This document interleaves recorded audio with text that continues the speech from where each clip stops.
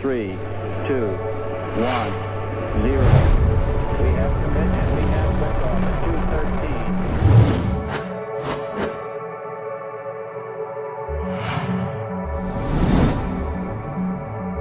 The Saturn V building up to 7.6 million pounds of thrust, and it has cleared the tower. You're in for a treat.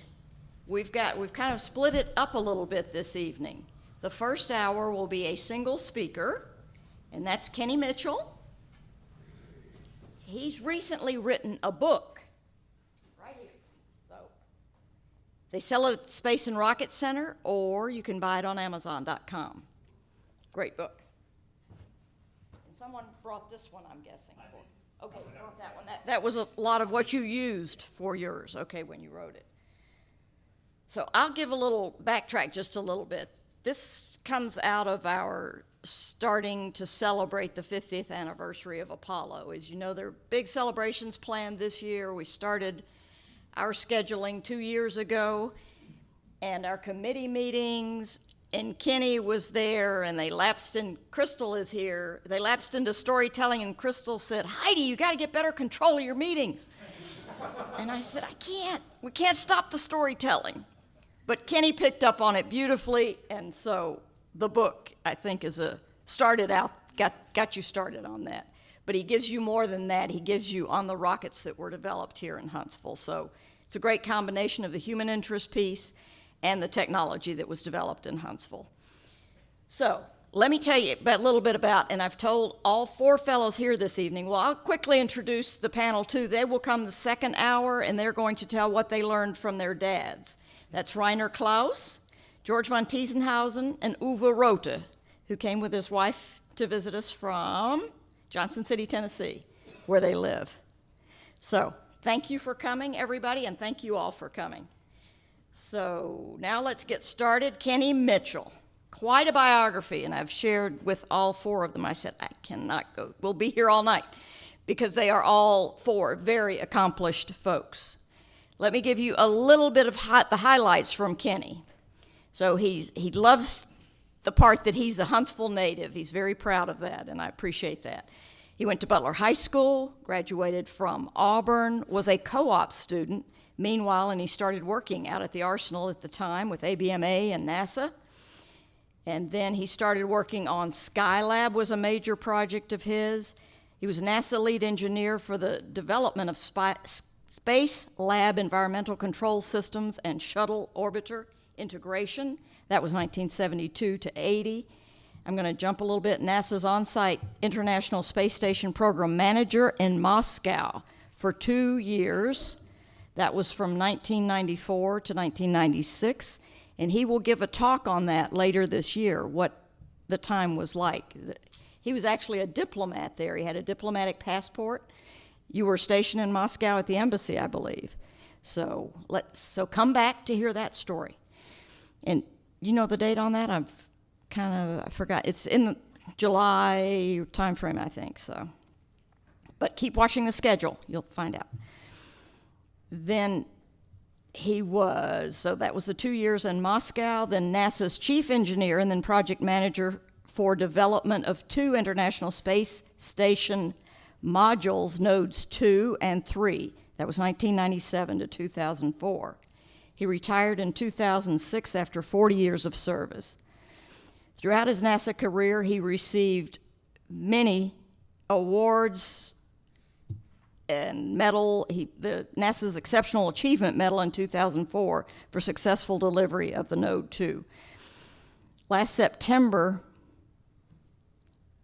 you went back to work for NASA, and I might mess this up, to help vet the worthiness of commercial vehicles for manned space flight. NASA's certifying the commercial vehicles that's going to carry Americans back and forth to the space station.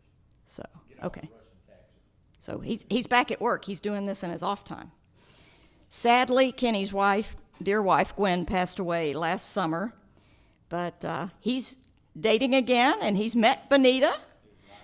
Oh, she's wonderful. So life is good here. So, and with that, I'll let you go ahead and get started about why is this Rocket City, USA, cradle of American space exploration. Thank you, Kenny Heidi. Mitchell. Okay.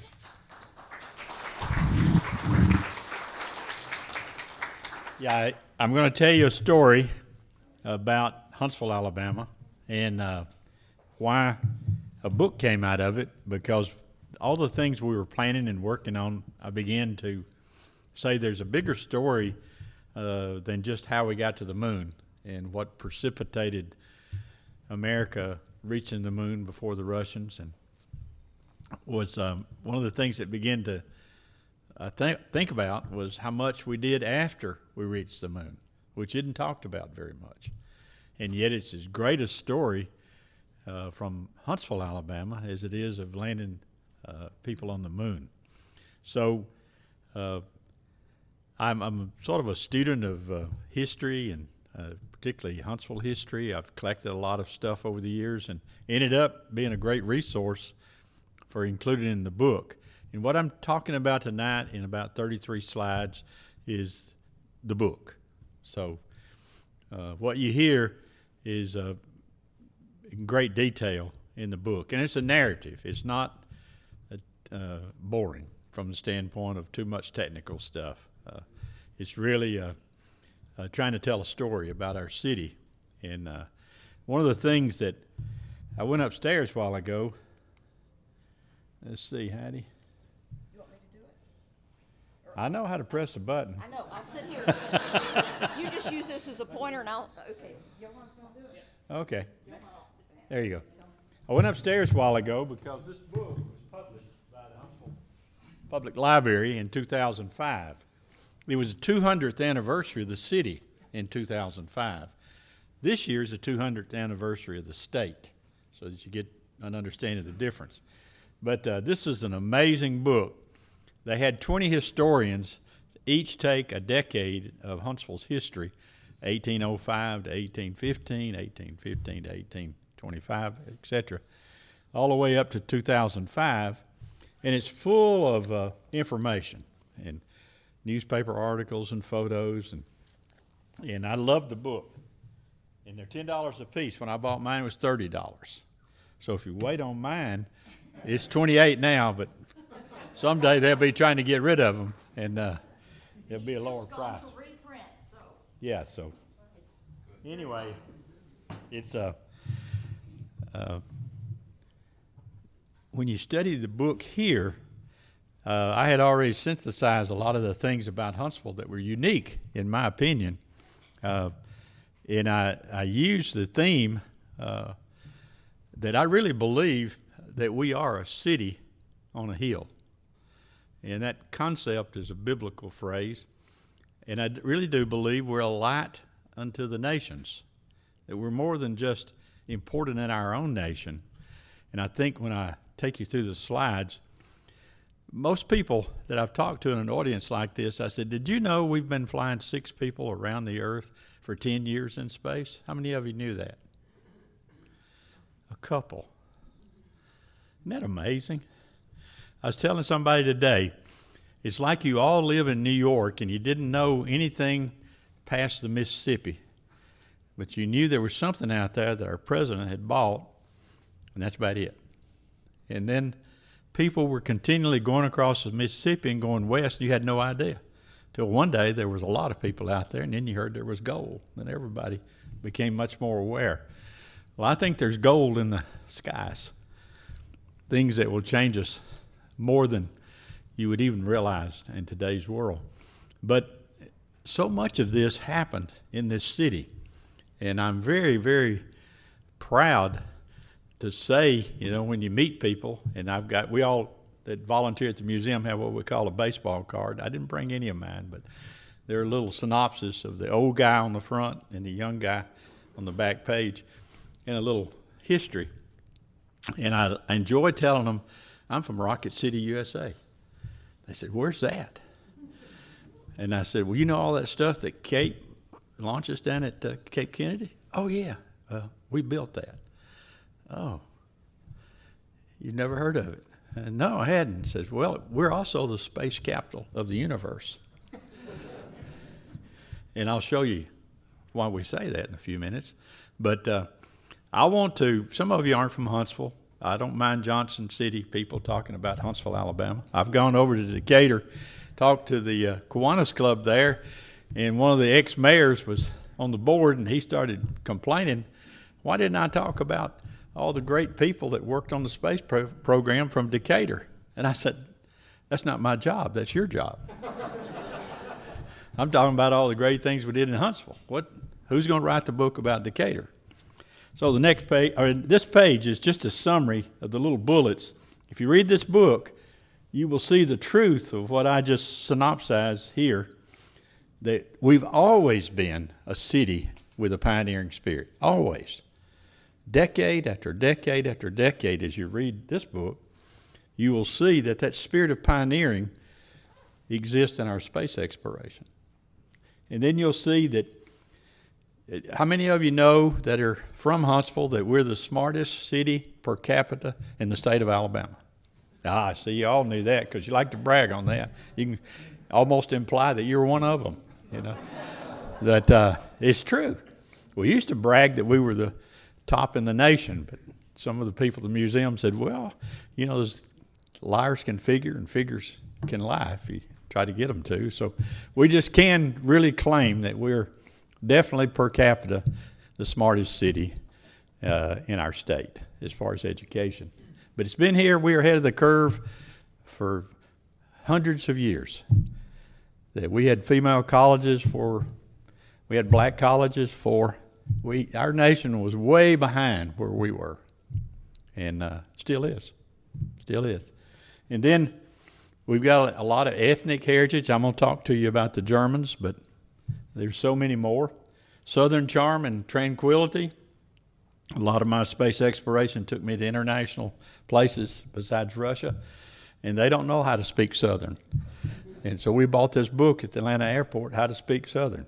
And we'd take copies wherever we went, and because they didn't know when I said, I've come to help you. Help? What does that mean, help? And so I turned to the page and let them read the definition of help in Southern language.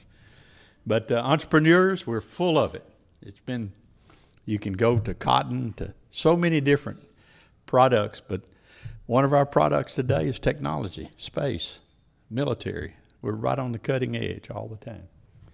And then we're recognized by not only our state, but our nation.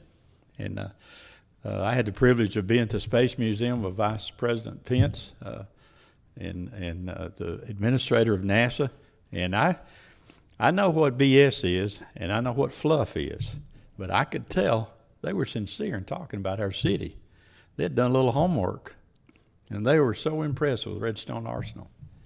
And we're going to fulfill a destiny that's still being fulfilled. Next chart. There was a book written in 2016 by the Space Museum called The Greatest Space Generation. And that's the picture of the cover.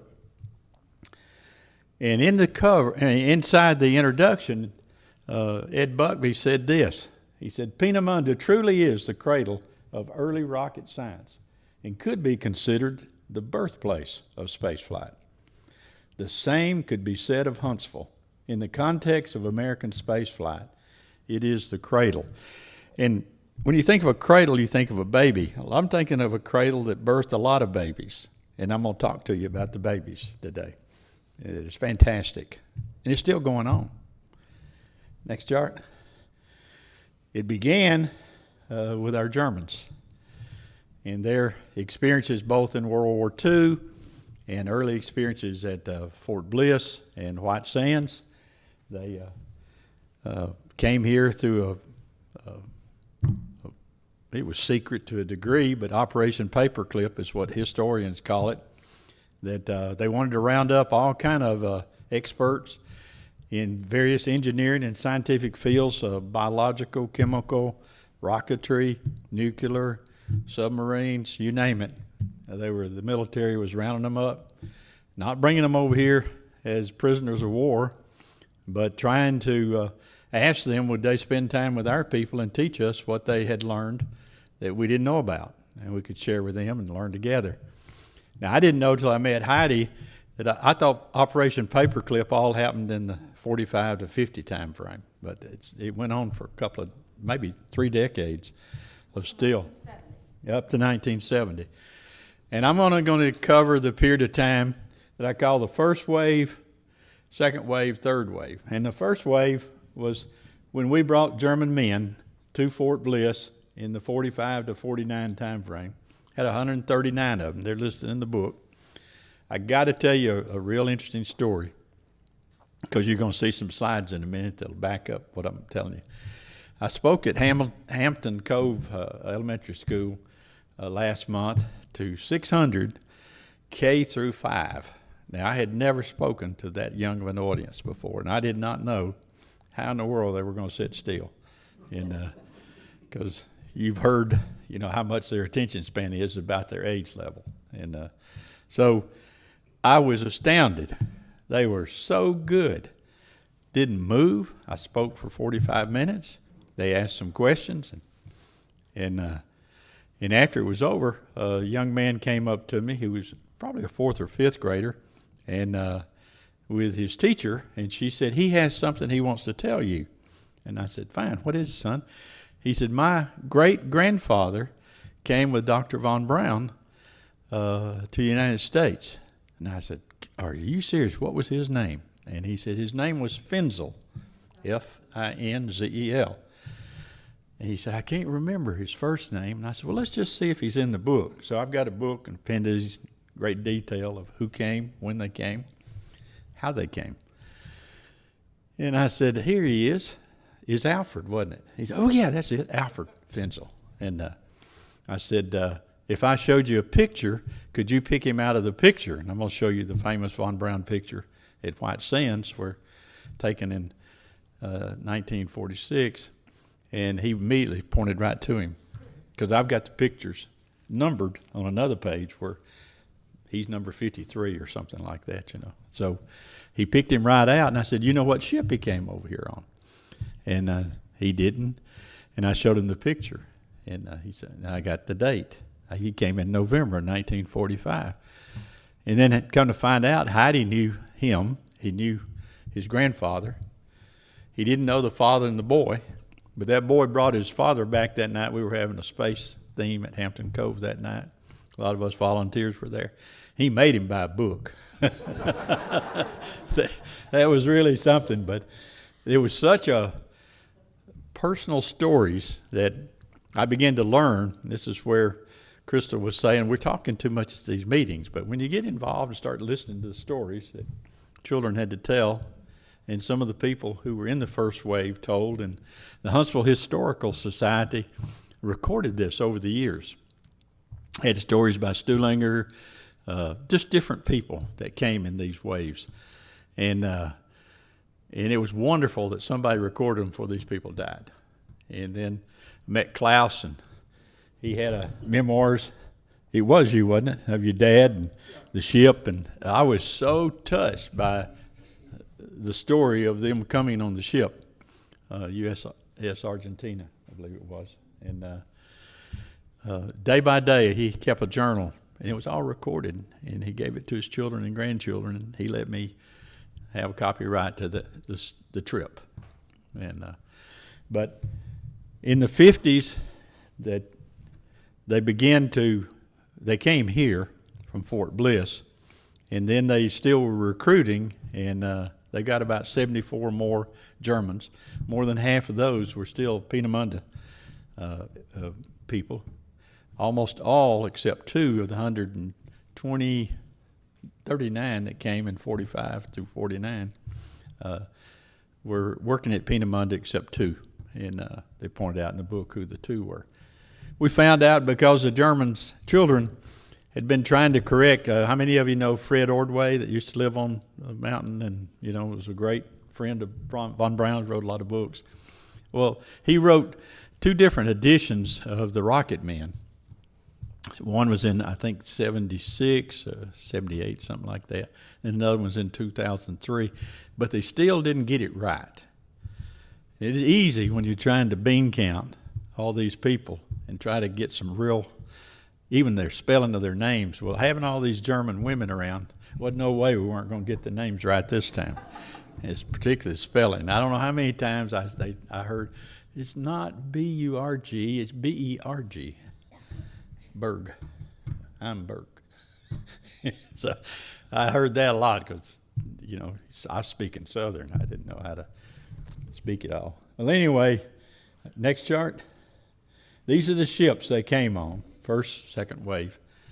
Not the third wave, but the first and second wave. And the three ships that are documented, and Dr. Lundquist spent the latter part of his life working at UAH and doing tremendous research on the German rocket pioneers. Found a lot of files at Washington, government files. And he documented a lot of data that we used in assimilating what's in the book. And there's, next chart.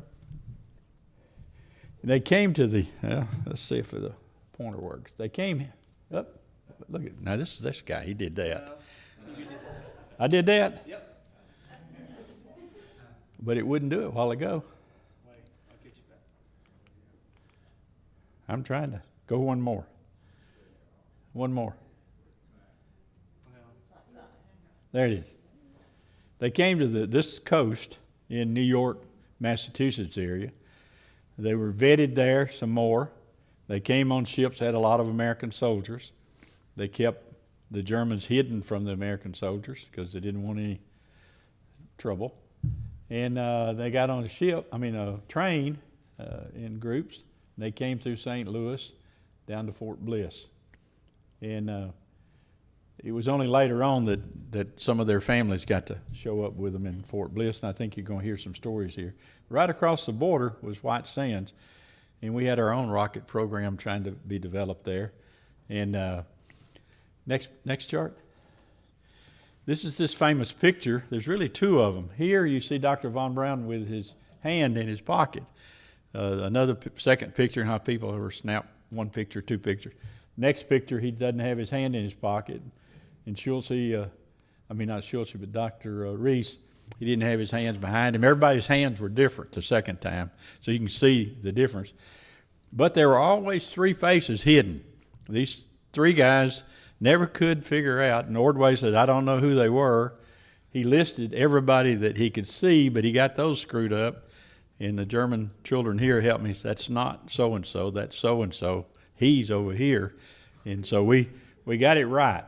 And then we put numbers in front of each one's face. And this little boy came, and I don't know which one was Fenzel now, but he picked me. He says, there he is right there. No. In the back. Further over there, that's a... See, I was close. I was so excited about it. He could pick him out. His great-grandfather. And but anyway, we identified who we think the three were. They're in the book. And the reason we're pretty sure we know this is them because when they arrived, they had to be in the picture because Ordway had listed 14 people who weren't in the picture.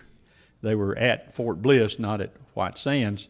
And he said his brother was one, von Braun's brother, but he still didn't know who the other three were. We found on the manifest these three were there before August 1946. It had to be those three. Don't know which one there. But if you were looking, you can find, you can't see this guy. They're just people that if you look at the picture, their face is hidden. Next, yeah? Do you have the second version of that? Because my father was not in this one. See, Mr. Davis looking, my father was running to get there. I know. He came in April of 46, didn't he? No, he was He was a few feet away from this picture, and he ran, and he was in the second one. Well, I got the wrong picture. He might be in the other one. You're talking about Willie Morozic. Yes, he was right behind me. Well, you get my book, and if there's something wrong with it, we're going to update it. We thought everything was clear. Yeah. We've only gone through, so that's good. Now, this is the second. This is the second picture. There was an earlier picture, and this is the first one. Then there's a second one. Okay. Have you got that picture? I'm not a real photograph, but I've seen, of course, I've seen it. I'll tell you, everybody loves this picture. They didn't even know there were two of them until you compare them. You can see there was a second shot. Space and Rocket Center, that's all identified Right. as the correct one. Okay, I've got both of them. I didn't know that Willie was missing one of them. All right, next chart. But I do have both pictures in the book. So you'll see him.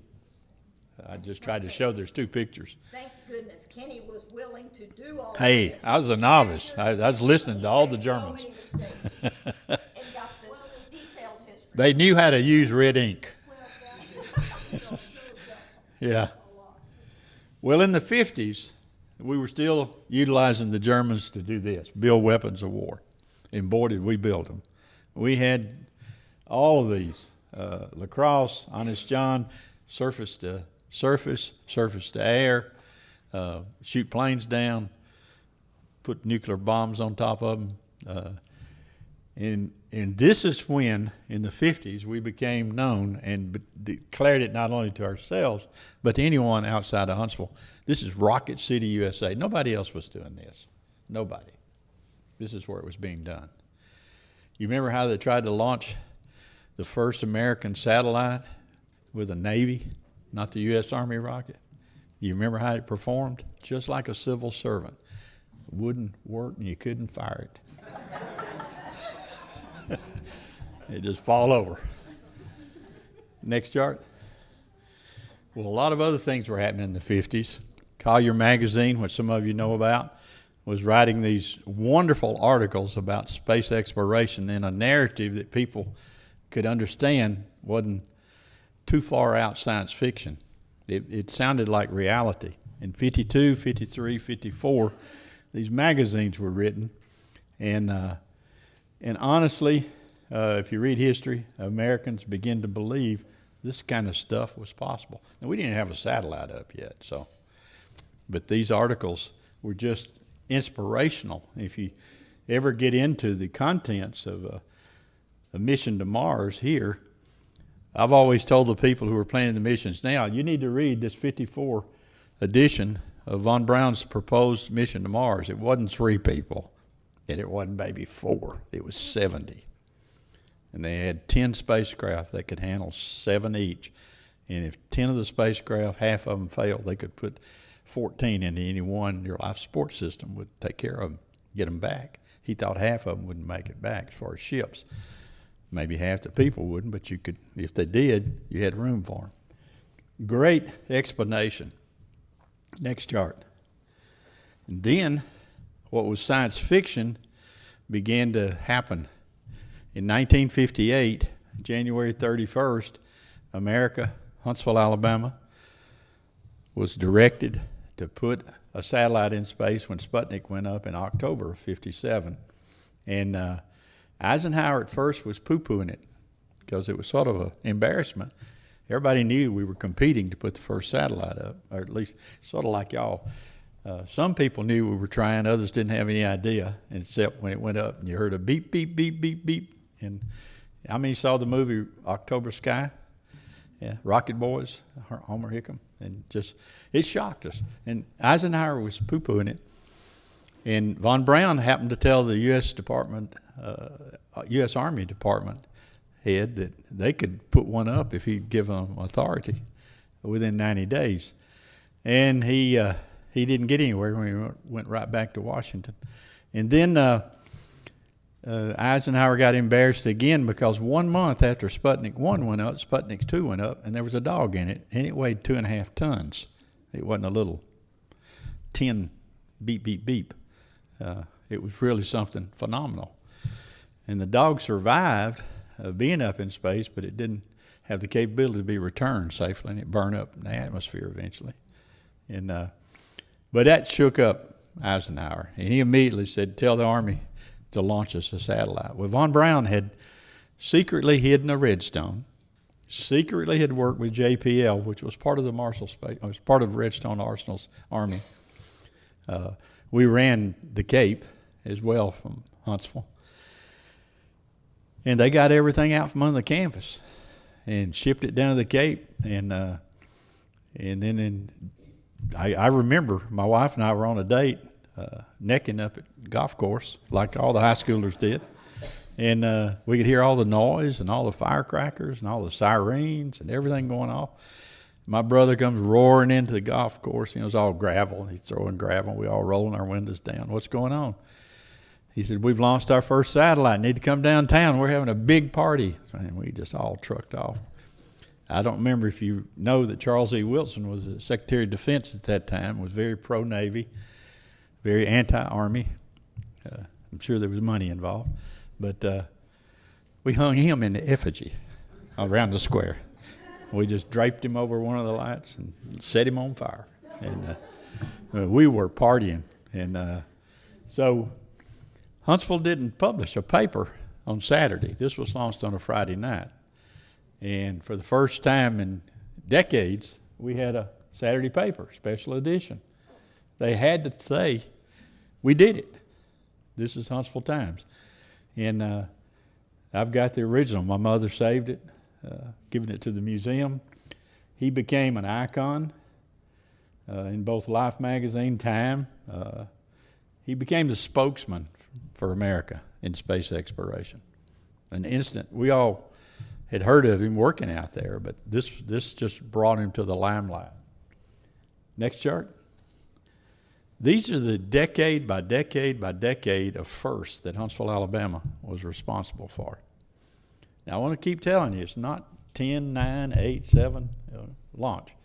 It's not Houston, hello, how are you? It's Huntsville, Alabama that built all this hardware, designed all this hardware. And Houston operated it, Cape launched it. But we were the pioneers. And first satellite, 1958. First American astronaut in space, Alan Shepard, May 1961. 1 month after Yuri Gagarin went up. We should have beat him. We should have launched him. We were just super cautious. And then we were the first to put people on the moon, 1969. And then in the 1970s, while we were sending people to the moon, we were building a space station. If you read von Braun's history, he loved to talk about exploring space and putting the first satellite up. He was talking about it way before we ever did it. And his comrades in Germany said they really thought he was a little wacko talking about this all the time because it was so science fiction. And but he talked about space stations at the same time. Well, we were building a space station out of Apollo Saturn hardware, called it Skylab.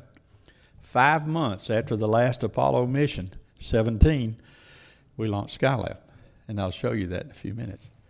And then in the 80s, we were responsible for all the, I'll show you some more, the space shuttle propulsion systems and a lot of the hardware, the engines, the external tank, solid rocket motors. And again, just because Houston was managing the orbiter, it got all the attention. Had astronauts in it, you know. And then we had these great scientific observatories putting telescopes above the atmosphere and exploring our universe. Those things were built here. Those things were designed here. Those things were launched on the shuttle, but this is where it began. I'll show you some of those in a minute. And then in the 20th century, it took us a long time to design all the space station. I'll show you the Tinker Toy that it is up there. And it's pretty big, but there are quite a few habitable modules, and we were responsible for those here in Huntsville, working with Boeing and some of our international partners. We managed those. And then we're developing the largest rocket, more powerful than the Saturn V. Never been another rocket like Saturn V anywhere, by anybody. And there's nobody building something that's more powerful than the Space Launch System. It's going to take us back to the moon and then onward. Next chart. And these are the signs that were going on in the 50s. This is 50s that you're seeing. Billboards everywhere. Space capital of the universe. And Rocket City, USA was on everything. Postcards, just everything. Next chart. This was an annual report by the city government, and it would tell you what happened, in this particular year in the economy and growth and all that. But notice they used the cover sheet proclaiming who we were to our citizens. Next chart. Then they'd change the cover sheet, same proclamation. Well, if not the universe, a free world. And next chart. I don't know if any of you remember Holiday House down on South Parkway, right below Governor's Drive. Used to have a disc jockey on top called Grady Reeves, and all of us high schoolers would go there, and they'd request music. He was sitting on top of the restaurant, and we were all in the back. But inside, they were advertising Rocket City, USA, selling rocket burgers. But anyway, today I see signs everywhere that says Rocket City Chiropractors, Rocket City Car Repair, Rocket City this, Rocket. Don't you see that everywhere? It's even more prevalent now than it used to be. Next chart. And then science fiction became reality. Everything that people have been talking about with, foreigners, aliens, and people on the moon, all this was science fiction. You can look at the dates in the 50s, and then it happened in the 60s. Shepard went into space. We celebrated. Armstrong, first man on the moon. We celebrated. Next chart.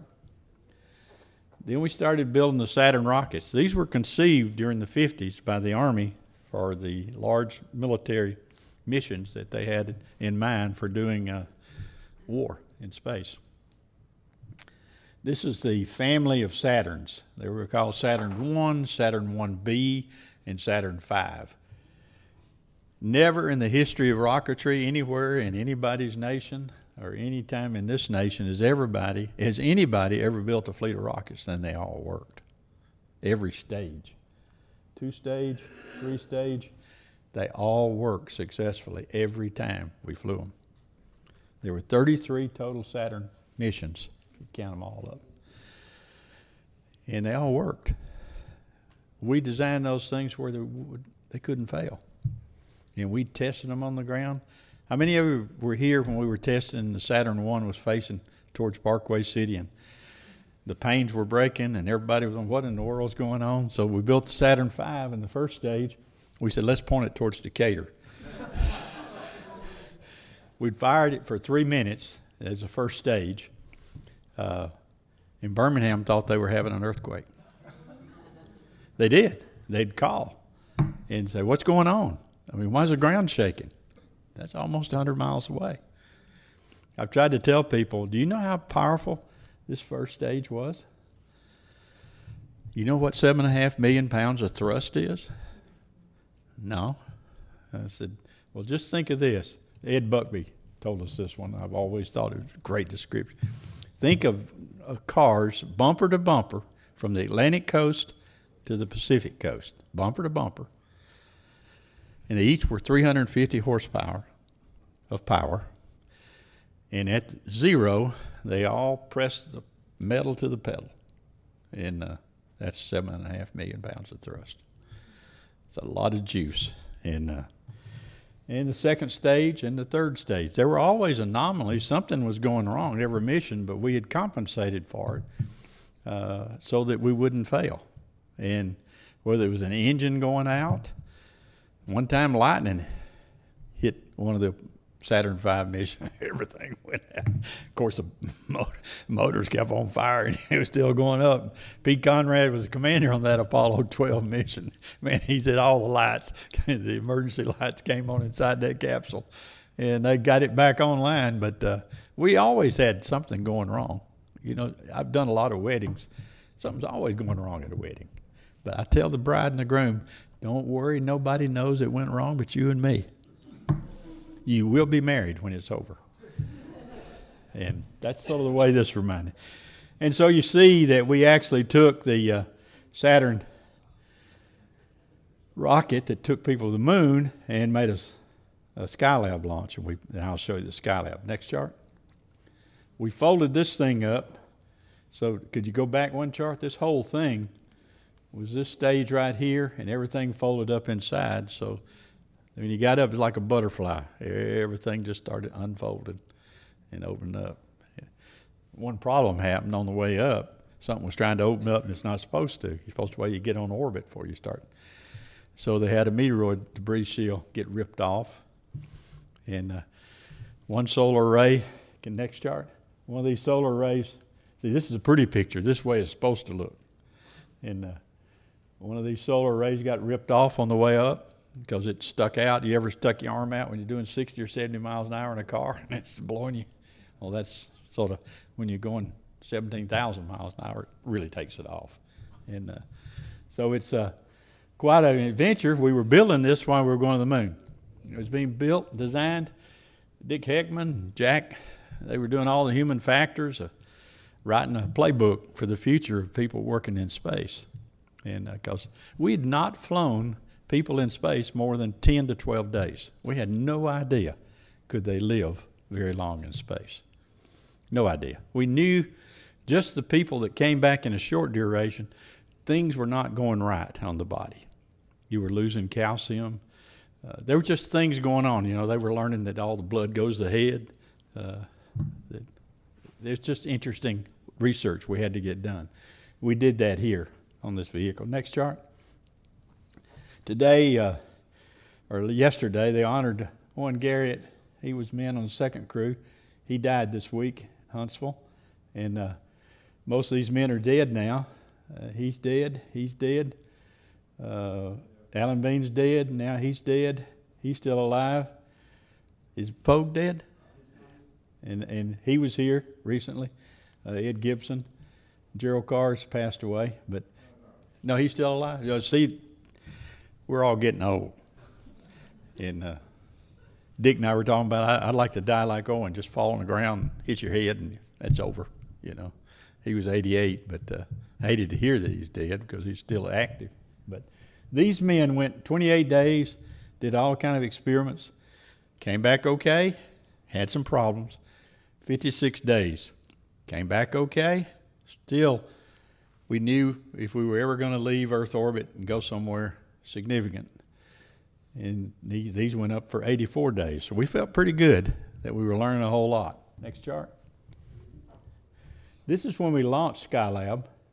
I was there for the launch.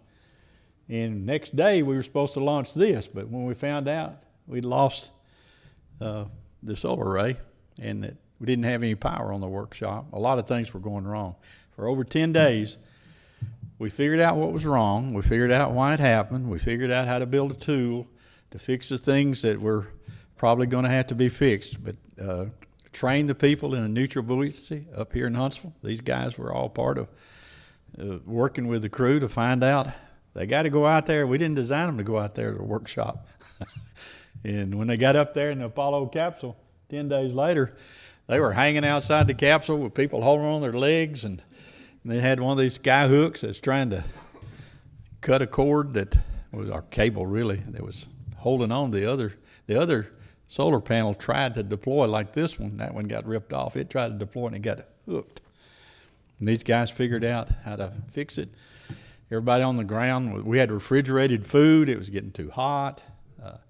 We had all kind of problems. I could spend a day telling you. It was 24/7 for 10 days, and we saved it. Next chart. Then we got on with the space shuttle after Skylab. You know, our nation is, what's next? I've done that. What are y'all going to do next? So we come up with this reusable shuttle, a lot of concepts. Marshall Space Flight Center was in the middle of it from 1970 to 2011. July 2011 was the last of 135 space shuttle flights. Next chart. And we lost the crew going up, and we lost the crew coming down. And there was an airplane pilot tell you the two most dangerous times in flight are going up, coming down. Once you get up there, it's pretty smooth. And then we started building these observatories. And folks, these had never been built before. Scientists were putting requirements on the engineers to do things that were, even on Apollo telescope mount on Skylab. I worked on that, and they were asking for thermal stability constantly of plus or minus 0.1 degree Fahrenheit. And they were pointing to the sun and wanted 1 arc second accuracy. Now, I'm not going to get in technical of how stable that is, because when they pointed somewhere on the sun, they didn't want things to make it move. They wanted to watch right there. And we did it. And then we built the Hubble telescope. Before that, we built 3 HEOs. we launched a Hubble telescope, and you know the problem it had, it wasn't focused right, and everybody was wringing their hands. Crap, you know, those guys don't know what they're doing. These telescopes were each as big as a telephone booth. You remember they used to have telephone booths on the corner, and each telescope was that big inside the Hubble. Man, we figured out a way to fix that thing. And within 6 months, we not only fixed it, we went up there and fixed it. The guys, it was designed to be serviceable. We never thought we were going to service what we had to service. Fix that, and all of a sudden, voila, it's just like new glasses. All of a sudden, I can see long distances. It's not fuzzy. Then we built the Gamma Ray Observatory, learned about our universe, about where this high energy was coming from, that we never knew it was all over. It wasn't just one place. And then Chandra, the X-ray, is still up there, designed for 5 years. It's worked over 20 years. Hubble's up there. It was launched in the 80s. Still there, still humming. We did 5 service missions. Next chart. Space Lab. You can see the time frames. We started this in-house at Marshall for 2 years, and the international European agency came over and said, NASA, we'd like to build this for you, and we'll give it to you if you'll let our astronauts that we select fly on shuttle missions to work science that we would develop in the space lab that we'll give you. We said, sound like a good deal. You pay for it, we'll fly it. And so they did. They built 2 of these. They had a lot of these elements called pallets that they would put stuff outside like this telescope. This is the inside. There's Owen Garrett, I think, isn't that Owen? Anyway, that's the astronauts on one of the international flights. Next chart. We have a Huntsville Operations Center, control center, called HOS. It's been going on since Space Lab was flying. And you have no idea, but for the past 10 years on the space station, it's operating 24/7, 7 days a week with a full staff. And they're in a room like this out on the Arsenal, right across the street's the Army. It's just unbelievable what we're doing. And Houston takes care of the astronauts that go up and talk to them. We take care of the astronauts' work that they're doing in science. And they're very dependent on HOS and the people there to help them understand if something's going wrong, troubleshoot it on the ground, tell me what to do. Next chart. Lucky me, got drafted by NASA in 1993. I first went to Russia. I was in charge of the life support systems on the International Space Station. Do you know what life support is? Water, oxygen, things like that. You know where we get our water on the International Space Station? Yeah. You do. The men do. Urine, sweat. Yeah, it's you got to recycle it. It costs $10,000 a pound to fly something into space. Can't afford to take that much water. And so we had to recycle it. And we developed the life support systems. That got me sucked in because I went to Russia a couple of times to be asked would I head up the NASA boots on the ground office in Moscow. And my wife, she said, how long? And I said, 2 years. She said, when we go, we're coming back 2 years to the day. And I did. We left July 3rd, 1994. We came back July 3rd, 1996. I'll tell you some stories later about the Russians. Quite an adventure. So we started off trying to do, they had a Mir space station. We had no space station. We had a shuttle, and we could take a lot of things up and down. And we said we can learn how to operate together in space on an international station. And by doing this program for about 5 or 6 years together with them, which we did and learned a lot. Next chart. This is me with my diplomatic passport. I had 8 or 9 civil servants that went with me, 4 or 5 Boeing contractors, 6 or 7 other kind of contractors coming and going. But the ambassador said, you will be diplomats, you will report to me administratively. I'm going to tell you and slap you around, and I'll tell NASA that I did it, but you are going to be accountable to me, not to NASA, on what's going on over here. And Dr. Pickering was and he was a good ambassador. He loved the space program. So we had an ally. He told me more than once, Kenny, you're getting more bang for the buck in Russia than anybody else doing anything over here with the space cooperation. It's a win-win. And he said, it's really exciting. We lined his office with photos, signed photos by astronauts, and all the hallway upstairs and his inner sanctum area. And he loved the space program, so that was a real asset. Next chart. This was the International Space Station. All this red stuff was what the Russians were going to put up there. And all the yellow stuff is the Americans, and you can see who's spending the money. And then some of these, the ESA laboratory was this one, the Japanese was here, and the Canadian arm, the little robotic arm, there were several robotic arms, but that was their contribution. This is all barter system. We didn't pay for anything. They didn't pay us. We negotiated how what you provide buys you time on the station. And so, as you know, in 2011, when we quit flying the shuttle, the only way we had access to space was with the Russian Soyuz, a rocket and spacecraft. And we've paid them about $70 million a pop per person for the past 9 years, or 8 years.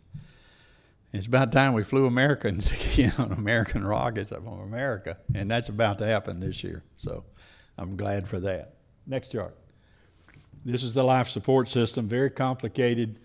How water, it's the ecological system of the Earth in a spacecraft is what it is. So just for you to see that CO2 is exhaled, you got to do something with it to remove it because we don't have any plants on orbit, so we had to remove it. And then we had to create oxygen from water that we were regenerating and electrolyzing it. You had hydrogen, oxygen. You play the game of chemistry, and that's what this is about. Next chart. The last 2 years of my career, and I wanted to say that we built the life support systems for Space Station. When I told you we did the habitable modules, this was all Huntsville supplied hardware. Hello. This whole book is on what we did in Huntsville, Alabama, not somewhere else. And the last 2 years, we got asked by headquarters, would you head up 2 different programs that we've got at the science director? One's called Discovery, and the other's called New Frontiers. And we've got quite a few NASA centers doing all this stuff, going to explore our solar system, even looking outside our solar system at our galaxy. And we did. And for 2 years, Todd May was the program director. He was the center director later on. And he's gone into industry now. And I was his deputy. Next chart. This is a little composite of what all those missions were. We had about 10 missions going on at the same time. Some of them were flying. Some of them were coming back with space stuff they had collected. Some of them were taking 9 years to get to Pluto. Others were taking 7 years to get to the asteroid belt beyond Mars. All kind of, some of them were running into asteroids and called deep impact. Let's just find out what happens when we hit one of these mothers. We get destroyed. It just hits a crater.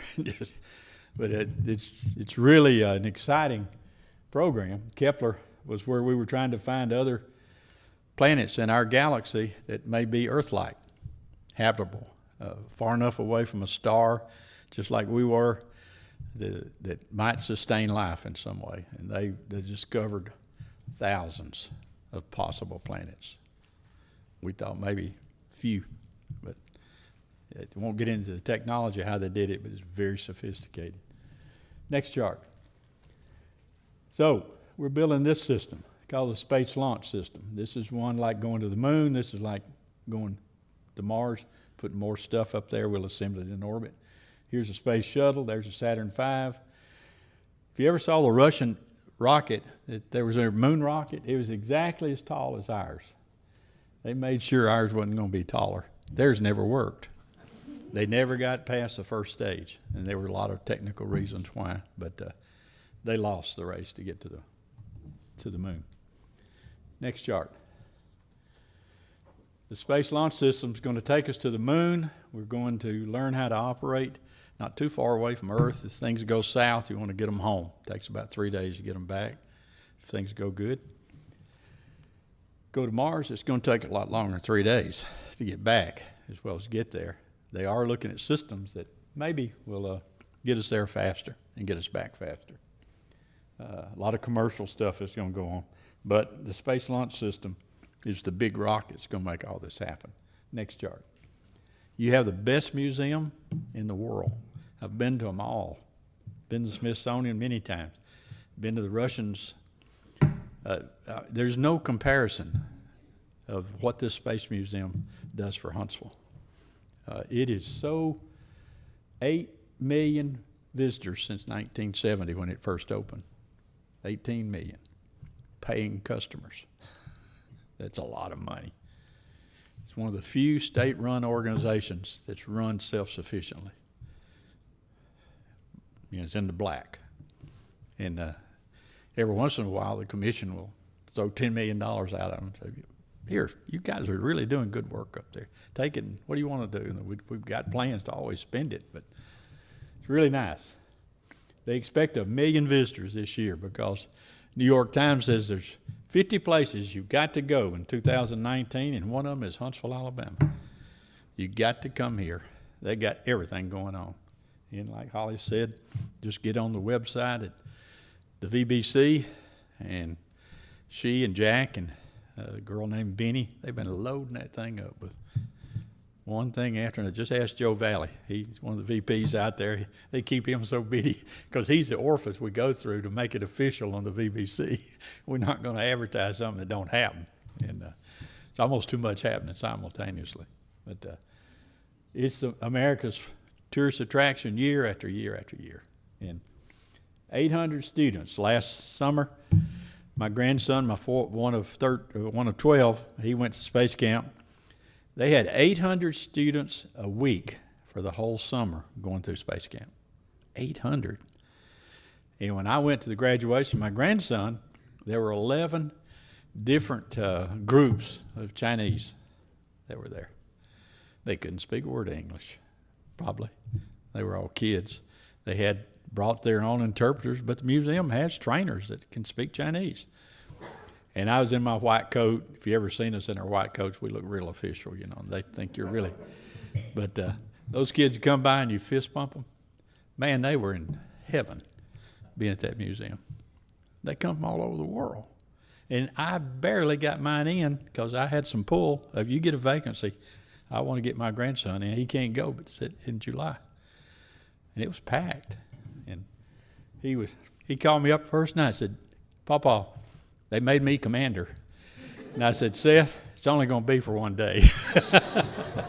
They rotate the command. So I tried to make him understand he wasn't king of the hill, but for 1 day. What a museum. A great asset. Next chart. We're celebrating 2 things, and I hope you come to something or you're going to miss out. This is just one of them. That's it.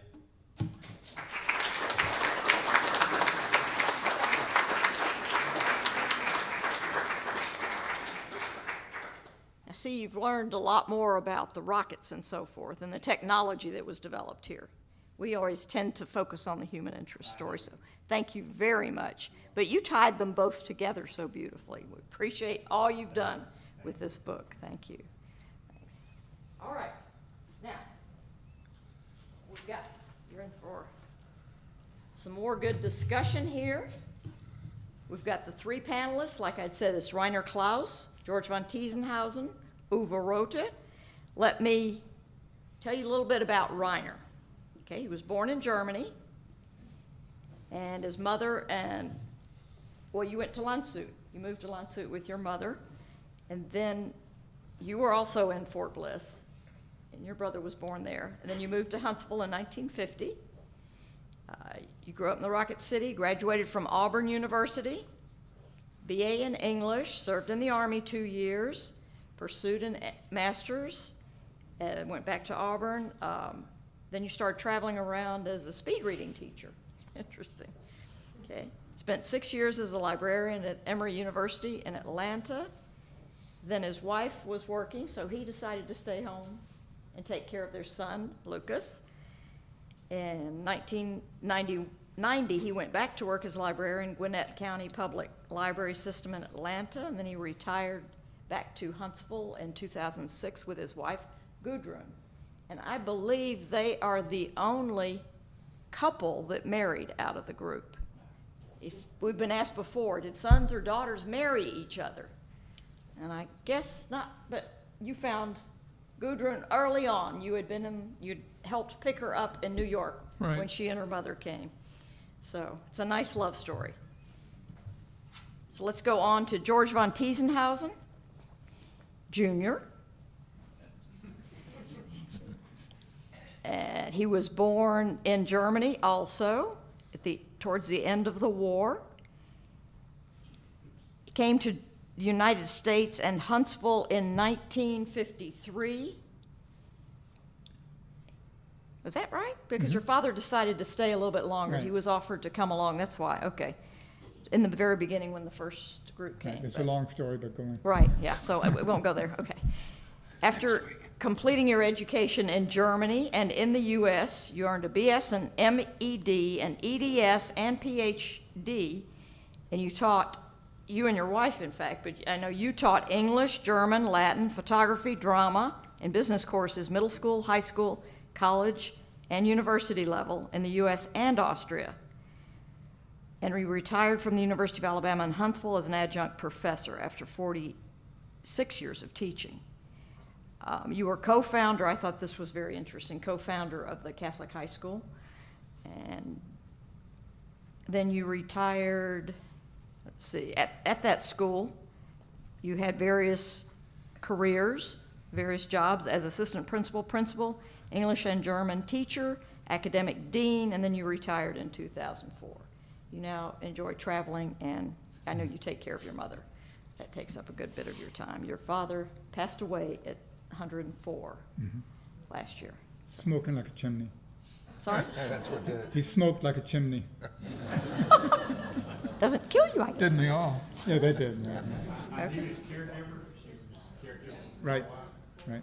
She would always talk about your father. They got a German over there that I take care of, and he can still go to the bathroom all by himself. I said, well, how old is he now? I knew who he was. He's 104. I said, man. He was determined to make it to 104, and then it was over. But he was still walking pretty well unassisted. Your mother was on a Well, walker. at the end, but since not right yeah, at the end, it yes, was. but We've still. had some. Never mind. But he was very strong, till Yes, pretty right, close right. to the end, yes.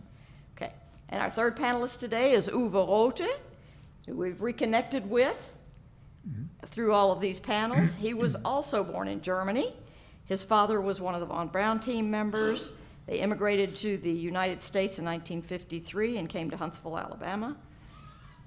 Uwe went to Huntsville High, graduated there. Then he worked at Marshall Space Flight Center as a draftsman and went to Auburn University. He was going first, I guess, for computer and math, and then you decided to switch over to architecture. And so graduated in 1968 and joined a firm, an architecture firm in Johnson City, Tennessee, then started your own firm in 1972, which you still operate as a principal architect. And you've got licenses in multiple states. You've practiced for 50 years already. Amazing. How did we get old? How did it happen? Okay. So 11 design awards, and you've been published. So again, all very accomplished fellows here. He's married to Judy Breland from Atlanta. So a few of you here from Atlanta tonight. Judy's from Atlanta originally. And they have 2 daughters. You were an English teacher and a TV anchor even in the area, so interesting folks. Okay, Reiner, George, and Uwe, take it away. What you learned at the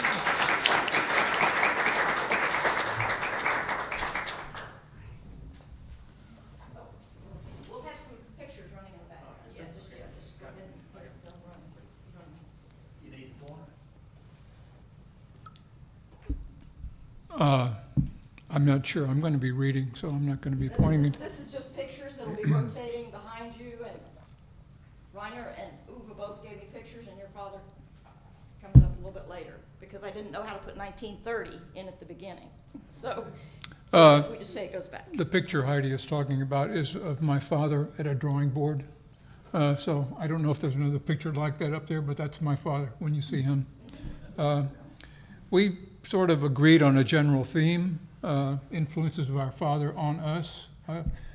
We haven't talked since, so I'm not sure what shape it's going to take for the other two fellows here, but I have my story and they'll have theirs. So anyway, mine starts. The title is Back to the Drawing Board. We make ourselves in our Father's sunshine and also in his shadow. What he beams down, we bend away from.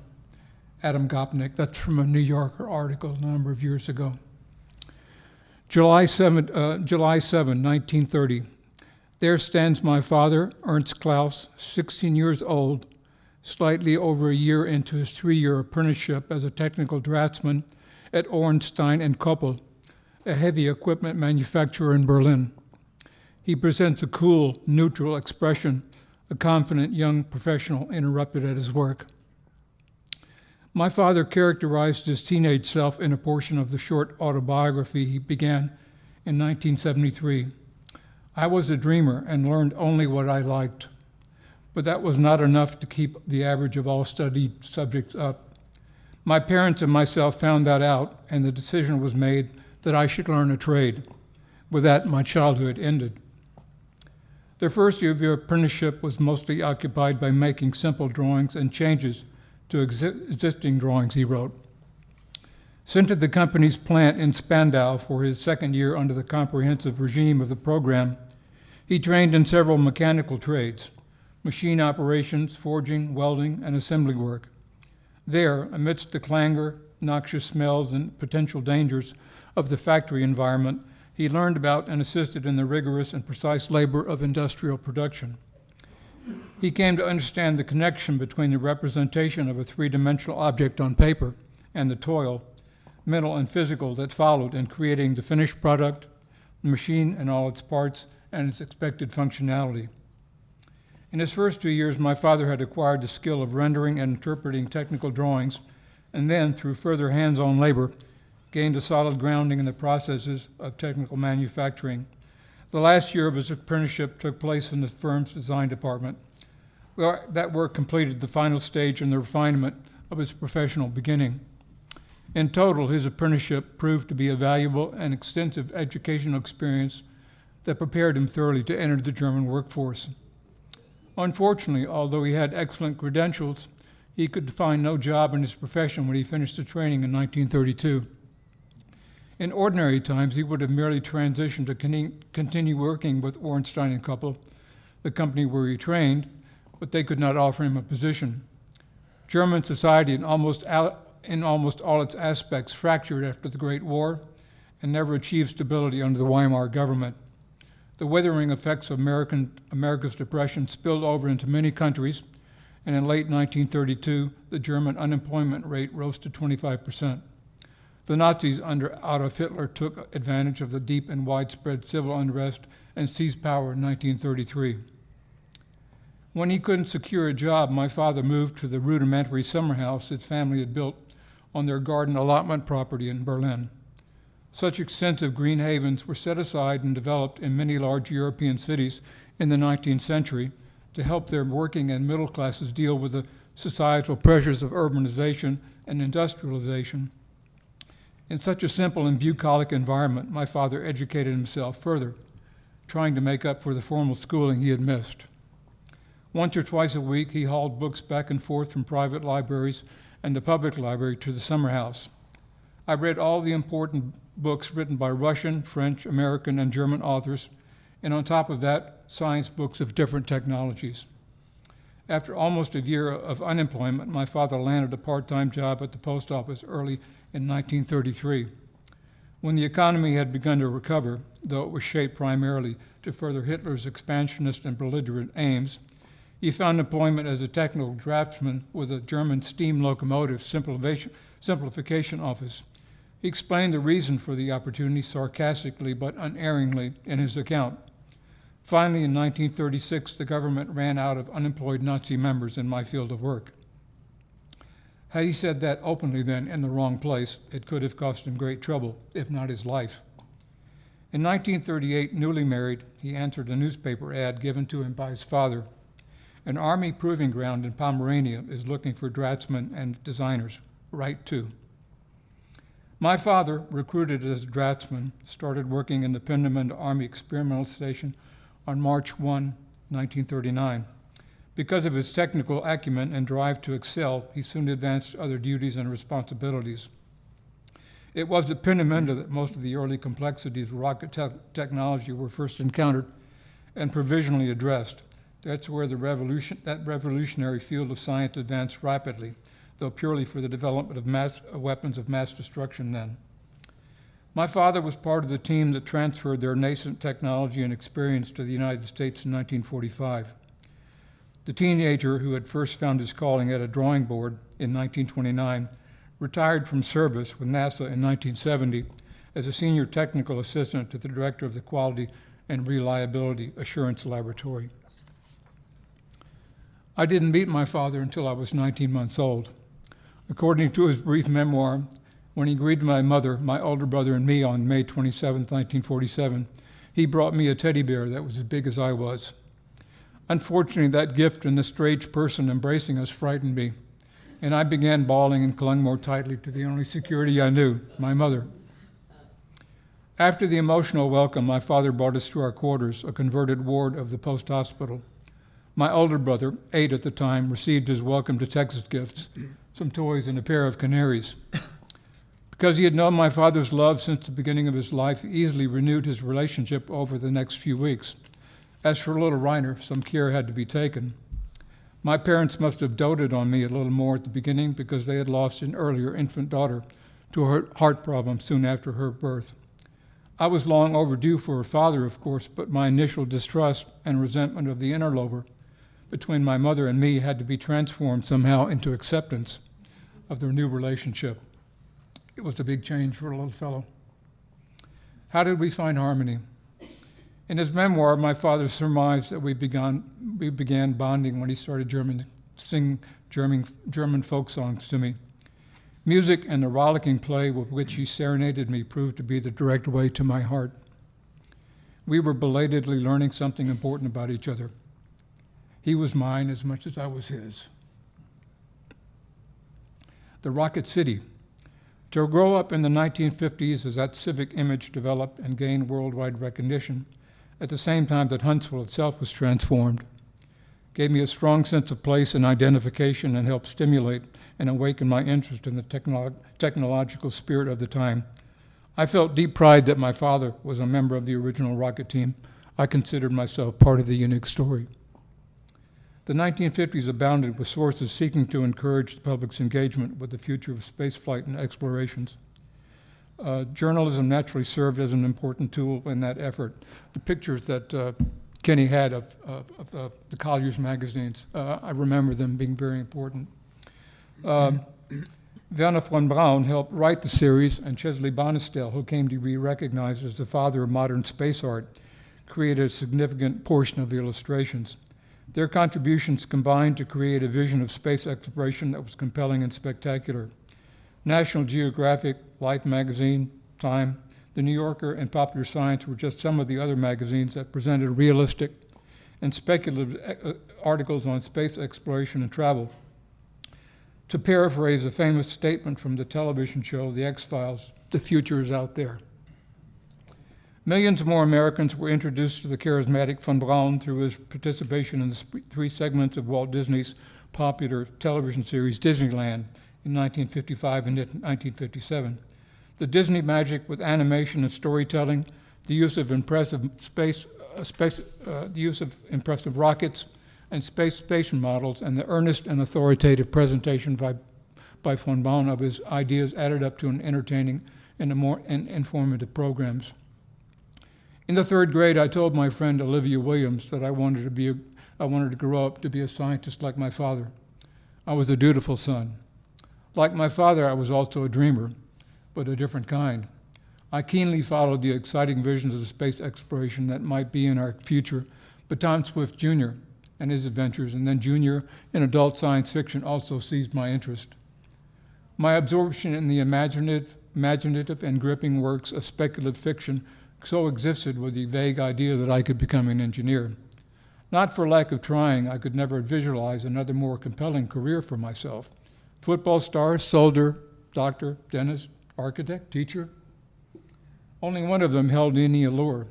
As a young teen, I discovered the works of Frank Lloyd Wright from books at the library. For a brief period, I entertained the romantic idea of apprenticing myself with a local architectural firm, but I was too introverted to even mention the idea to anyone else. It seemed so daring, so unlike me. I repressed the fantasy. Instead, I was carried along by the zeitgeist that animated Huntsville.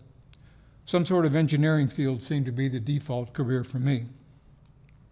Through my father's auspices and connections, when I was 17, I began a series of summer jobs that were to introduce me to the working world.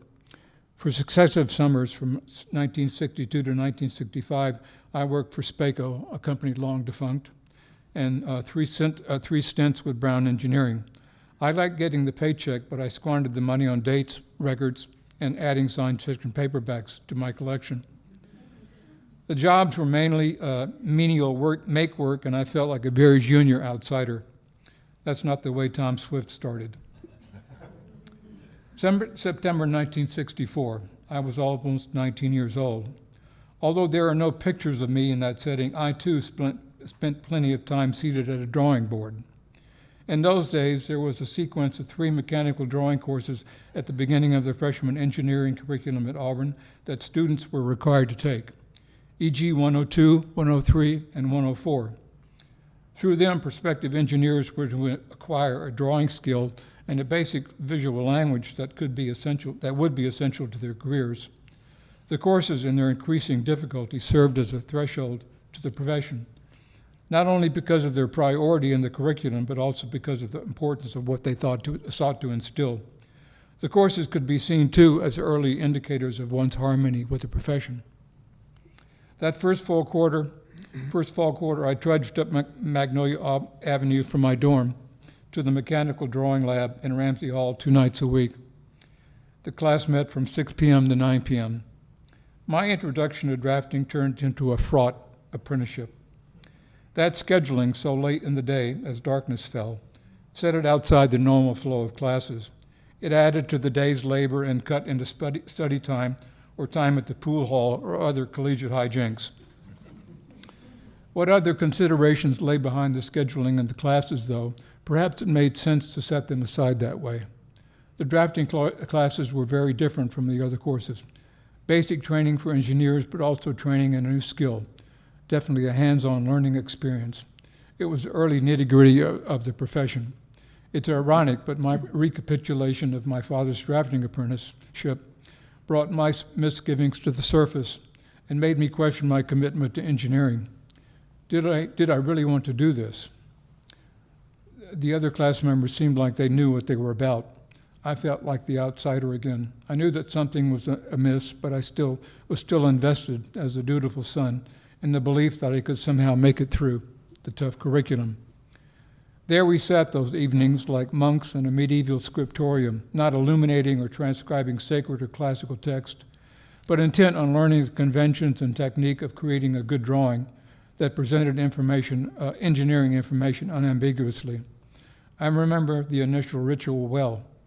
One placed a drawing plate, a large yellow sheet of thick paper upon which one executed the assigned exercise on the drawing board, lined it up with one's T-square, and then securely taped the corners of the plate to the drawing board with masking tape. Then it was time to consider the problem and choose the proper tools and instruments. I had inherited from my father a fine set of compasses, dividers, and ruling pins. One pulled out the pin on the case that freed the internal clasp, snapped it open, and there they lay, softly gleaming, precision-crafted steel instruments, each nested in its own black velvet-lined niche. Fine little machines.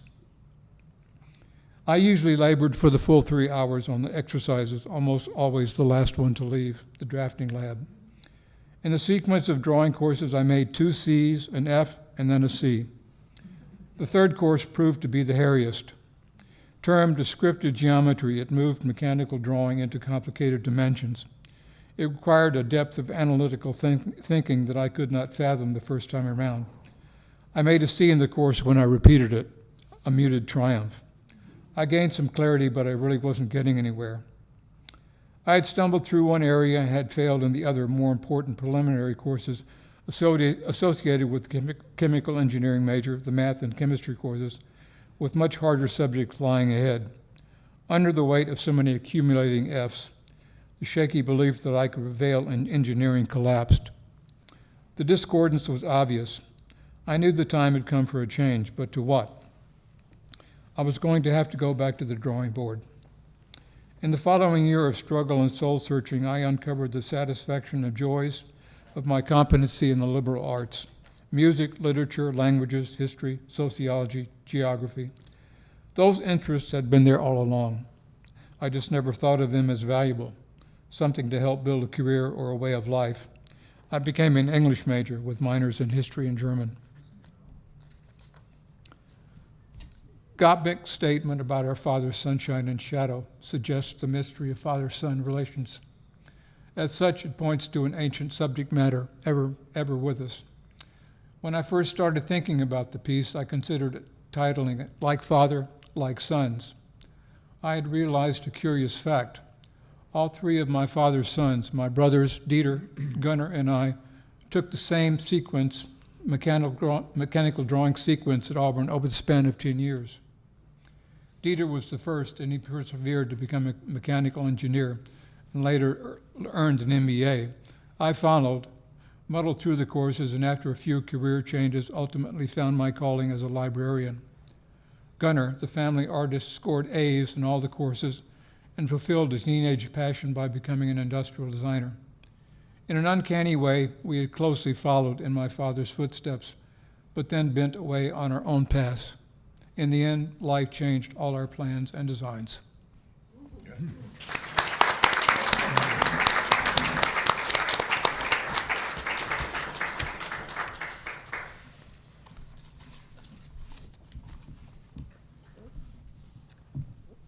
When we arrived here in Huntsville on the 15th of June in 1953, Huntsville was not known exactly as the most academically and cultured advanced town in the world. To say that coming here was a culture shock would be an understatement. But on the other hand, things were so different as to make everything novel and quaint. The people, the shops, the many cars, going grocery shopping, entertainment, they all seemed so very unusual. I think that we really upset the slow pace of Huntsville, population at the time about 15,000. And I can understand the frustration of the people in this town about the radical change that was overtaking the watercress capital of the world, and to change it to the Rocket City. There were numerous specific things that I, as a young lad, noticed, and I'd like to tell you about 3 of them. There were many more. First, there was the extreme and intolerable heat that hit you like a wall when you came outside. There was little escaping it unless you had air conditioning, which we did not have, not at home. And it would not be installed in the schools for at least another 10 years after we arrived. They were discussing whether they should or not, whether it was worth it. In school, you would sit at your desk, leaning with your arms on the desk, and when you lifted them up, they would be stuck. And especially when we were moved to Rising School, where the desks were much older than at East Clinton, and these ones at Rising School had been varnished, and the varnish would dissolve in the heat and become sticky and adhere to your skin and clothes. And then there were the drops of sweat that would trickle down your back, but if you leaned back to absorb them into your shirt, you would get stuck to the backrest, and then moving forward, your shirt would go as it pulled from the backrest. Also, as you wrote your essays or did whatever paperwork you had to do, your hand had to rest on the paper, creating a wet spot and wrinkling the paper and making it hard to write on that spot with a pencil, which is what they used to. In Germany, we used ink, which would have been worse. And it became especially troublesome if you had to erase something on that spot.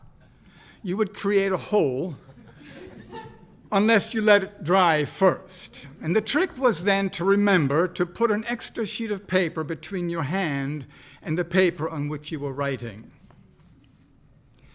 Walking downtown in the heat was always interesting.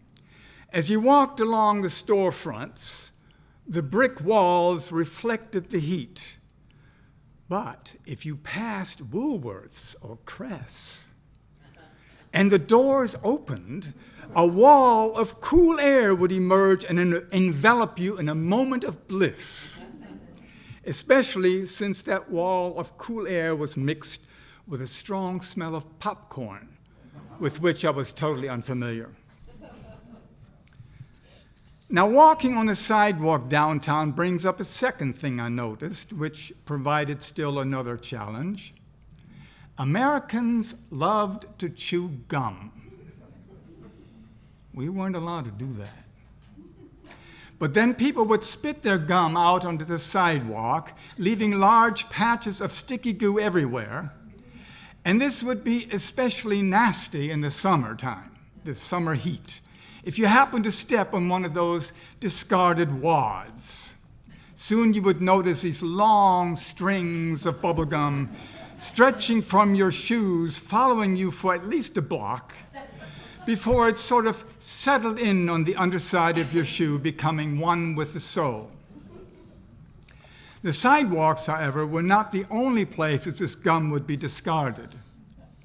If you decided to go to Walgreens or the Rexall drugstore, and that's where you ate, and you wanted to get a hamburger or a Coke, you would have to put a napkin onto your lap, not because you might drop some food, because there was always a 1-inch layer of chewed gum underneath the tables and counters. And if you had the misfortune to get your laps stuck on that goo, you would have a tough time getting it off. Lacey's Cleaner. I don't know if any of you remember Lacey's Cleaner. They were our dry cleaner, and he would come to the door each week to pick up any dry cleaning. And when he would see the gum spots, he would knowingly nod his head. Oh, yeah, gum again, huh? Yeah. Yeah, we'll take care of that again. And they did. A third thing I noticed was the clothing. Now, I did mention that the heat was insufferable. Well, girls would wear these wide flowing dresses or skirts with blouses. Short pants or shorts were not allowed in school. But the dresses were all sort of airy, and that probably wasn't so hot. But the boys would only wear blue jeans. Long pants in that heat? Really? So when I wore shorts, I really stuck out, especially since they were the German shorts. Lederhosen, with the leather suspenders. They never got dirty. I mean, you never wash lederhosen. They only got better. But they did solicit a fair amount of ridicule. Also, I always had this haircut that I have now. Well, I had hair then. Yeah. But all the other guys had crew cuts. I tried that once, but my father said I looked like a convict, so never again. Nothing about your haircut, of course. Culturally, then, we had some real adaptations to make, and there are dozens of other examples, but we don't have we don't have time for that. The other thing we were asked to talk about tonight was something that our parents passed on to us. And when I look back on my childhood and general upbringing, the thing that most comes to mind is the regular indoctrination of the need to learn. Now, my father was brilliant, there's no doubt. He got a slew of patents regarding numerous space-related devices, from the clamps that held down the Saturn V rockets to the space tether. He was always researching and thinking. There were times when he would sit in his office and just stare in front of him, sometimes for an hour or two. Then, with a sense of total urgency, so as not to forget, he would begin a design or a report. And before the ideas became too cloudy, he would put it all down on paper, and the result would be a solution to a problem.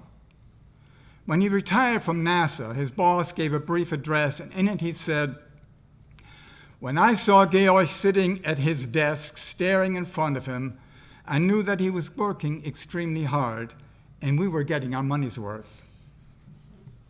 That was the way my father worked. A germ of an idea would present itself in his brain, and he would nurse it and develop it until it became something more concrete. Then he would think about it for great lengths of time, research it if the general ideas had actually ever been realized, or he'd develop the idea if it had never been conceived. And he would then retweak it until he was ready to put it on paper. Once on paper, he would tweak it some more until the results satisfied him. Then he would move on to the next idea. I remember at night once he said, "Every day we do things that the textbooks say cannot be done, and we do it." Growing up in such an environment was no easy task for someone who had a learning disability. My father's favorite saying to us kids was always, "Dumm sein ist nicht schlimm, aber dumm bleiben." Translated, that means it's not bad to be dumb, but it is to remain dumb. And although I may have failed to live up to the high standards that had been set for me, giving up was never an option. I had to learn. I had to know. As a result, I spent 1/3 of my life going to school. Learning for the sake of learning and knowing for the sake of knowing. That was the most important thing for us. But in the end, it seemed to have paid off, since I would get a pay raise for each of the degrees I earned. And today, in retirement, it also comes in handy when I do crossword puzzles. But while learning was tedious for me at first, once I learned how I had to learn, I derived an enormous pleasure from it. This was before special education, you understand. Somebody was just not quite there.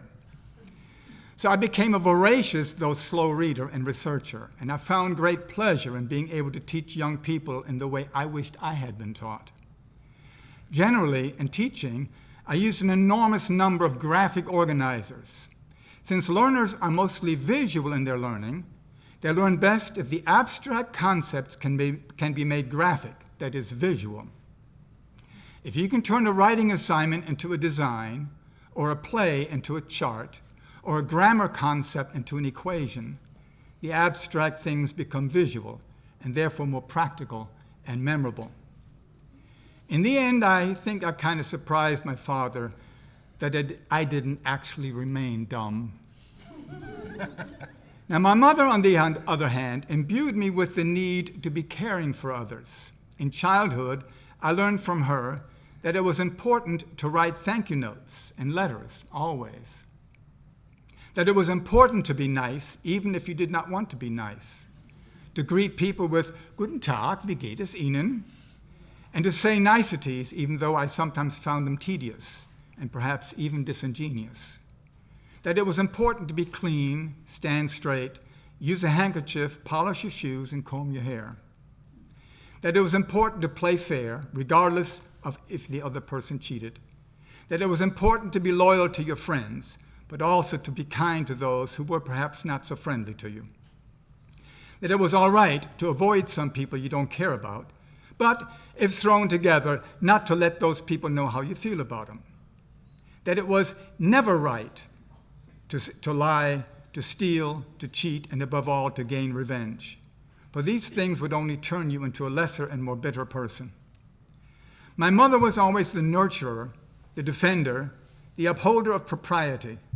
She was the glue that held the family together through thick and through thin. With her, there was never a doubt in our minds that things would always work out, somehow, someday. So in our family, everyone was an individual. Everyone was unique. And in the end, everyone counted in his or her own specific way. If you have any questions, I'll be glad to answer.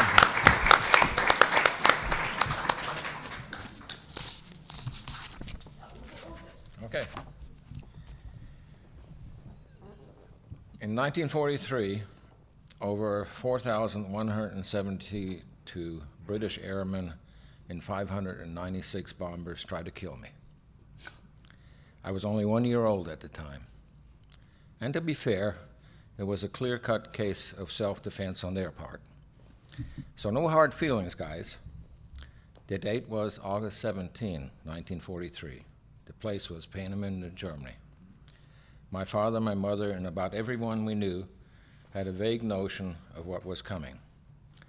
The war had reached an apex. France had fallen, now defeated and occupied by the Germans. Britain was fighting for its life, and their reconnaissance had told them that the dreaded V-2 rocket, literally a bomb that could fly itself, was being designed, refined, and soon silently would rain death on England. Londoners were packing off their children, sending them to live with strangers in safer environments in the countryside. The children of Peenemünde waited, their parents either knowing there was no safer place for them to shelter or more afraid of their fate if they were taken elsewhere. No place was safe, not for either side. The forces were too well matched in strength. The world waited for what would break the deadlock. We Germans hoped it would be the V-2 that would break the tie. The British feared that it would be. After practicing for 6 months, 596 bombers took to the skies on that August night. Their target was Peenemünde because that was the place where the creators of the V-2 were concentrated. To kill the makers of the V-2 would be to kill the V-2 itself, they reasoned. Of course, at 1 year old, I could not comprehend what was happening. I have no conscious recollection today, even though to this day, I do hate thunderstorms. Wolfram, my 9-year-old brother, on the other hand, was mature and clear-headed enough to narrate his memory some years later. This is what he wrote. This attack was determined not only to destroy the Peenemünde facilities, but also the scientists and technicians. My mother bent over Uwe's baby carriage and remained there during the entire raid. When the bombs fell, the pressure of the explosions came through the windows and the plaster came off the ceiling. Oops. Sorry. I remember Moody's leaning over Uwe's baby carriage to keep the plaster from falling on him. We could see the flames outside through the opening. When the bombing stopped, we went upstairs to the apartment to assess the damage. There was fire in the attic from an incendiary bomb. One of the bombs had broken through the roof tiles and landed right in my toy box, burning up my treasures, all my toys. Sand was kept in the buckets in the attic for the purpose of extinguishing any fires that might break out there. We also kept water in the bathtub at night. After the raid was over, we saw the wooden apartment buildings behind ours burning. An air raid bunker that was next to our apartments had taken a direct hit. The damage to our own building was minimal. In our apartment, other than glass breakage, we only had a 6-inch piece of shrapnel that had penetrated the bookcase and several books. We were told to leave the area and go to an assembly point, some military barracks that had not been hit by bombs. I was told that most of the bombs fell offshore along the coast because the artificial fog that had been generated to hide the buildings had been carried by winds into the Baltic Sea. When we were walking along the road, the rubber on Uwe's baby carriage wheels burned from the phosphorus of the incendiary bombs. At the military barracks, we were divided into groups and sent to various homes outside the Peenemünde complex. I remember Mother talking about the bombers always targeting the fog. That usually hid the target, but in this case, because we were blown offshore, The fog was actually what saved our lives. The German aircraft scrambled and chased the bombers away that night. Due to the movement of the fog, the Brits had followed the fog, mistaking their target, and dropped most of their bombs into the Baltic Sea. The one direct hit that my brother mentioned did kill one of the scientists, Dr. Thiel, and his family. But had the fog not moved, it might have killed all of us. The danger of living in Peenemünde was real and ever present. In truth, the Peenemünde families had very limited control over events this night. The bombers' mission was mostly had failed to kill the scientists. The facilities were seriously damaged, and the workstation had to be relocated, but the Brits would obviously surely strike again, particularly if the scientists continued to work in Peenemünde. Thus, OPA's work group was moved to Banzin, a small town close by. Work continued there until the spring of 1945. In later years, hearing my brothers and my parents retelling the horror of what had transpired that night, I marvel not only at the clear-headed bravery of my parents during the attack, but also their courage and resilience in trying to maintain a normal home life for their sons in the face of such persistent danger. The Brits had benefited from the advantage of surprise. My family benefited from my father's quick thinking, his hurrying us into the basement, saving all of our lives. My mother had remained bent over in my carriage to protect me literally for hours. The bombs had fallen so relentlessly that she was unable to move me or even stand up herself. She suffered from the damage done to her back for the rest of her life. My wife often tells me that I'm a good in crisis. If this is true, I credit my father and my mother for showing me the importance of acting quickly and effectively. No one could have provided better examples for these qualities. On a more cheerful note, eventually the war ended and other challenges presented themselves. Still as a child too young for school, I was taught by my parents to be frugal and resourceful. Money was tight, practically non-existent. My mother taught me to pick strawberries and not eat them all. We would all pick what we could, usually several pounds, and carry them to the bakery down in the village. My father, ever the engineer, would forage airplane graveyards, collecting valuable metals from the abandoned planes. From those metals, he would fashion scales and bowls.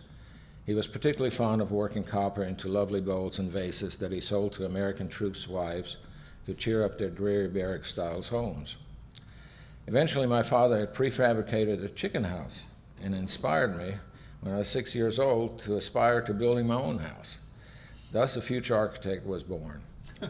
I designed my first house, drawing it out on notebook paper when I was 6 years old. My parents dreamed of their sons becoming engineers, and my brother did become an engineer. But I could not shake my own dream of designing environments, much to my parents' dismay. This year, I celebrate my 47th anniversary as a practicing architect. I told my dad it was all his fault, that damn chicken house of his. But he taught me survival skills, perseverance, courage under fire, honesty, hard work, humility, integrity, imagination, and to solve problems through a planning process allowing for contingencies. That was the primary norm for the whole von Braun team, as exemplified in the summary guide of the Apollo 11 mission. This is the booklet that I gleaned out of my father's material. This is the whole handbook of the Apollo mission. What you do when you do it, all written in very simple terms. I'm just going to read a little part of it. Lunar surface activities. Following touchdown, Armstrong and Aldrin are to rest for approximately 8 hours, then don their portable life support backpacks and make other necessary preparation to walk the moon's surface. At 1:09 a.m. Central Daylight Time on July 21, 1969, Armstrong is to climb down a 9-step ladder and become the first man to plant his footsteps on the moon's surface. This activity is to be relayed live to television viewers on Earth, with Aldrin handling the TV camera. Armstrong will stroll alone for about half an hour, gathering a quick sample of lunar soil so they won't come home empty-handed if they have to leave early. Then Aldrin is to join Armstrong on the surface for approximately 2 hours, during which they can gather about 80 pounds of lunar rocks and soil and set up a scientific experiments package which will transmit lunar data after the astronauts leave. And so it goes on and on how they get back in the lunar module and go back to the command module. But this whole thing is just fascinating because it tells what to do and when to do it. They had the contingencies planned out. Everything was planned to a detail, whatever needed to be done. So I found that life doesn't come with an instruction book. One must plan for setbacks and alternative options. After coming to the U.S. and developing lakefront lots, my father's collecting free rocks along the highways and random fields inspired me also to forage on historical sites. I have borrowed souvenir stones from the Berlin Wall, the Forum in Rome, the Gardens of Versailles, and the volcanoes of Hawaii. I was not technically stealing, as I fully intend to return all these pilfered items as soon as I can extract the Roman stone from my natural stone fireplace. When all the hardships of the war began to subside, I saw a new side of my father. Although my father was predominantly a scientist, he also revealed a previously hidden artistic side, encouraging me in photography by starting me out with a simple box camera. Through photography and travel, he opened my eyes, not just to look, but to see. Even black and white photographs would reveal dimensions and nuances of things I had looked at from many times before, but not actually seen, such as deep, expressive character lines etched by time and experience in the faces of elderly men and women. I began to understand the old adage, a picture is worth 1,000 words. Historians have always mentioned that the V2 guys always dreamed of going to the moon, even when it was an impossible dream. They talked about it all the time when they were working on the V2. Their real dream was not rockets for war, but rockets for space travel. They fantasized, they speculated, they never gave up on the quest. And when they left Germany behind, they began new lives in America. In a way, they ventured into a new world themselves, all in a quest for reaching the moon. Maybe that was the most important thing that I learned from my dad, the thing that all the scientist kids learn from their own dads. Never give up on your dream. Go ahead, reach for the moon. You might just get there. Thank you.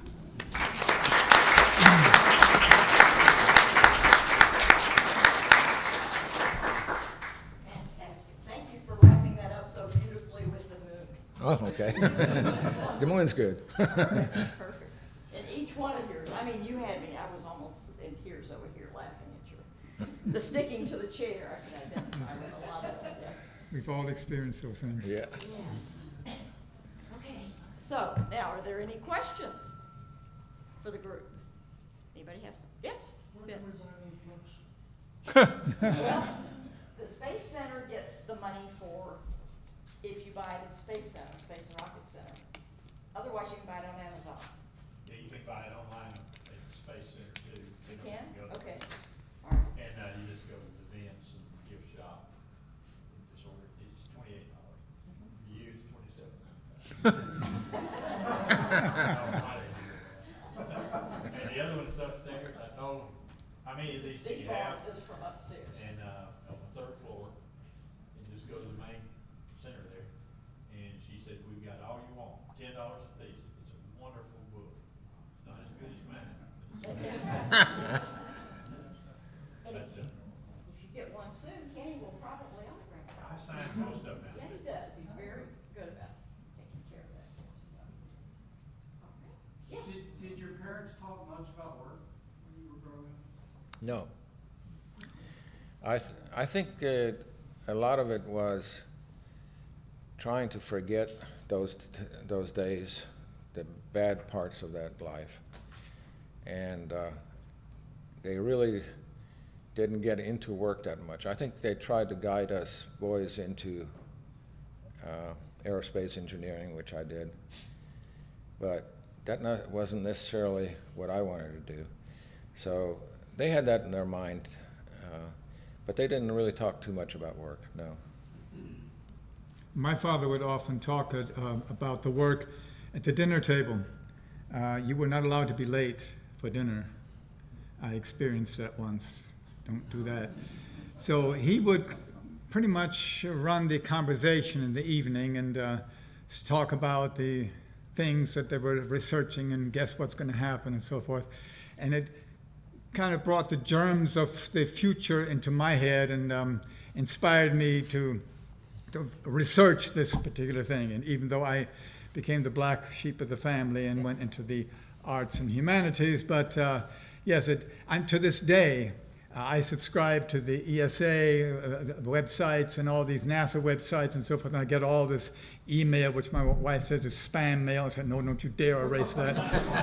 And I read through all that, and I collect all this. I probably have the world's biggest collection of this stuff because it's fascinating, and that is something which I will probably keep with me for the rest of my life.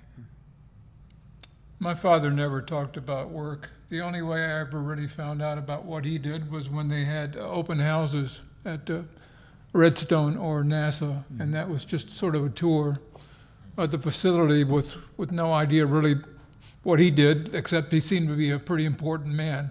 So otherwise, it wasn't a matter of family discussion. Weren't interested.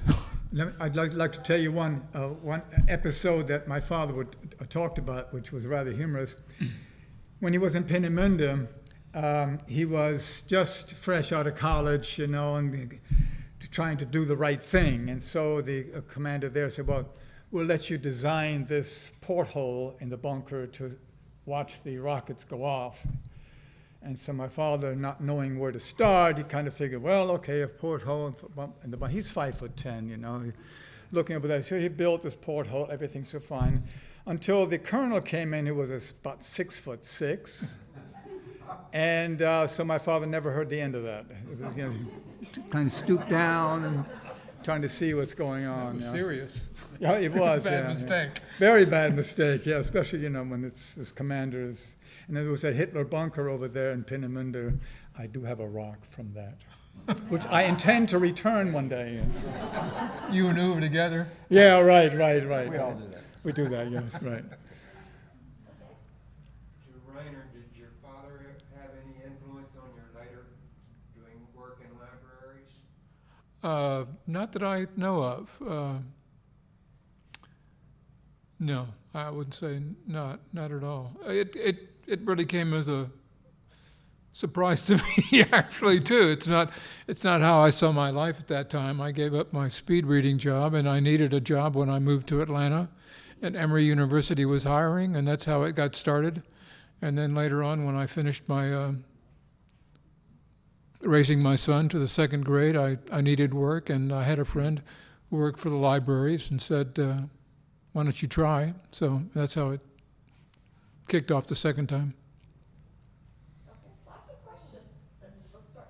Well, you mentioned that your father didn't talk about work at home, and I think that happened to a lot of us. My father did not talk Yeah, about but work at home. Yes. everything was classified, you couldn't talk about it. So, yeah, I never heard my father talk about work at home. We went to a few open houses, yeah. Yes. How about I was curious, did the Hitler regime push rocketry, or was it developing on its own accord with the scientists? No, they were actively behind it. I mean, they saw it as a necessary matter to pursue.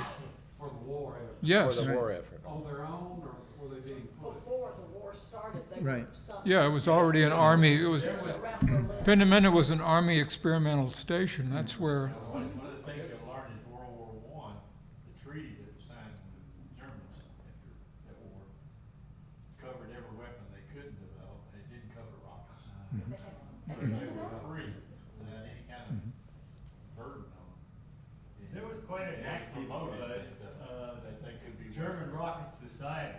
Yes. So that was going on. They did sent mail by rocket and a few other things like that Early 30s. in the early 30s. Right, and Dr. Senior Mullen, I can't remember the name of the guy. Dr. Hitler's staff, and I worked with Hans Palaoro, and he told me a few things about it.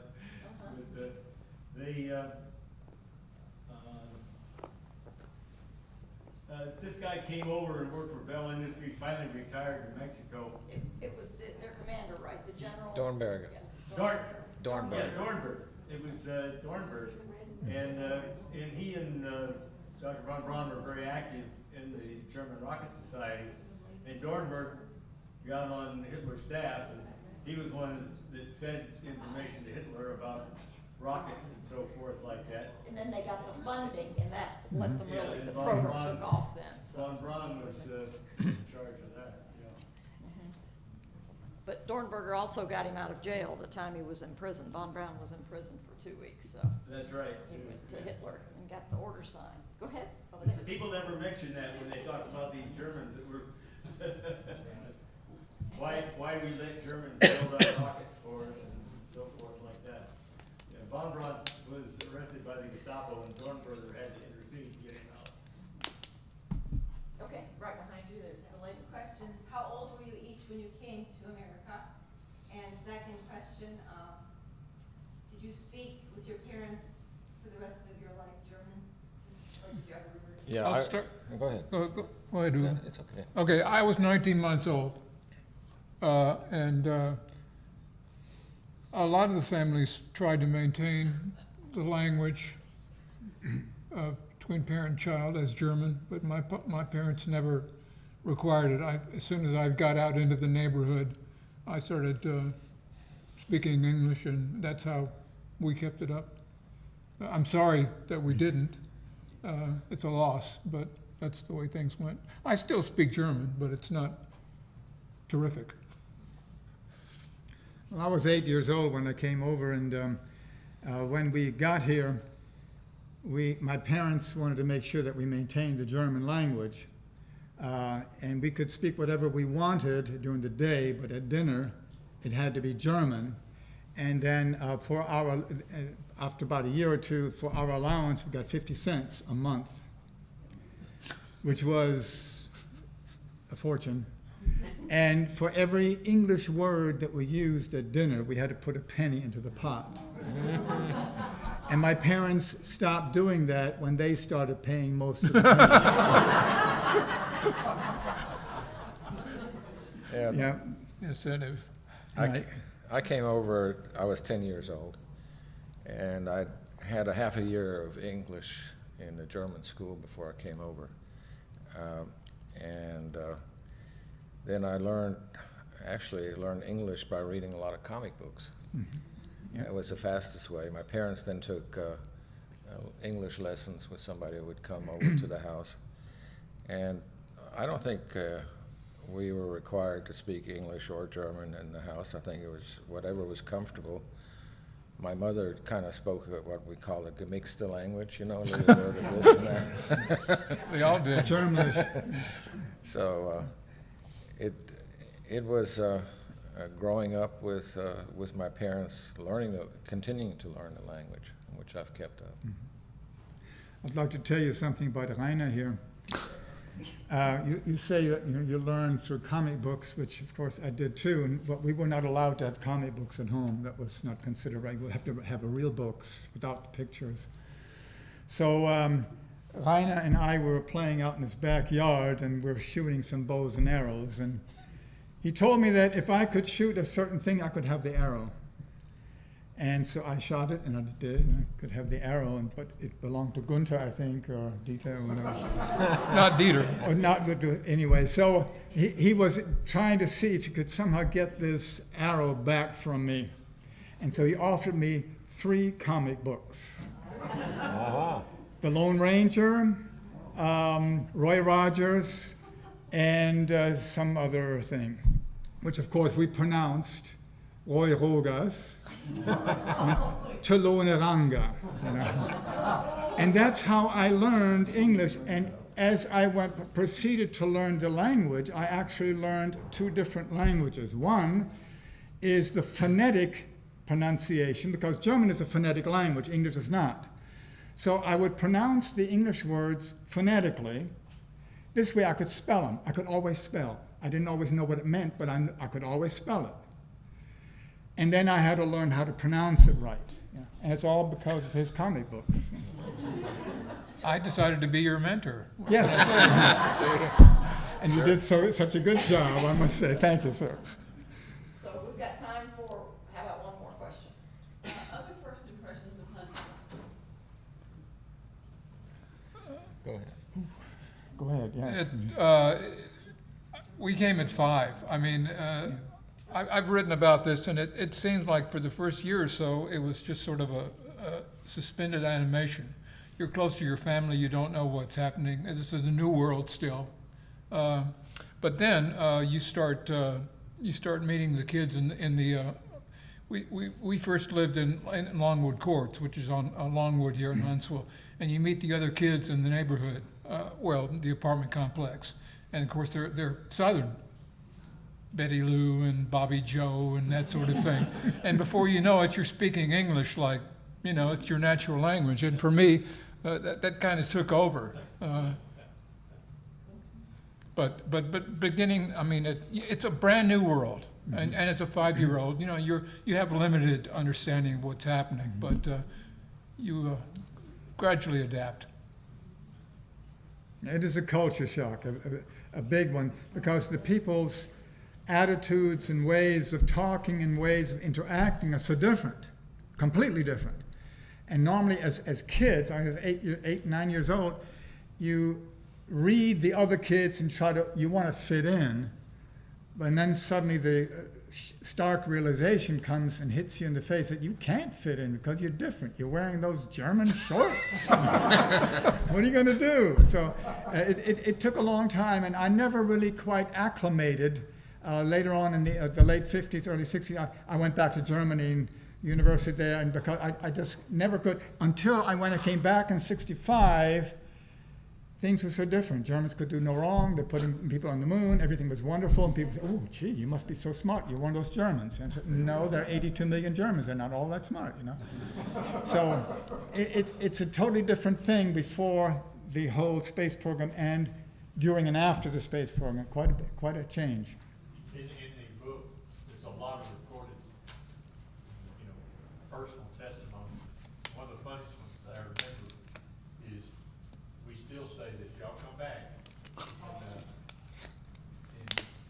In Germans, when they would shop, Right. store on y'all come back. They turn around and come back. That's right. Right. Y'all come back again, didn't you? Yeah, my grandmother came to visit in 1955, and she went downtown to the store, and she came back. Of course, she wore a hat, white gloves, and the whole thing. She was British, so she came back totally appalled. She said, guess what? They called me honey. Big change. So some fun stories. If we could, please, as we finish up, I'd like the Von Braun team brats to come up front for a picture. We've done this each Okay. time, and it's been a different, unique group, so I don't want to lose that continuity. But make sure you come, follow all the activities that are going on for this year's celebrations. It culminates, the week starts with the car show, the 13th of July. That's a busy week. We've got all sorts of things planned.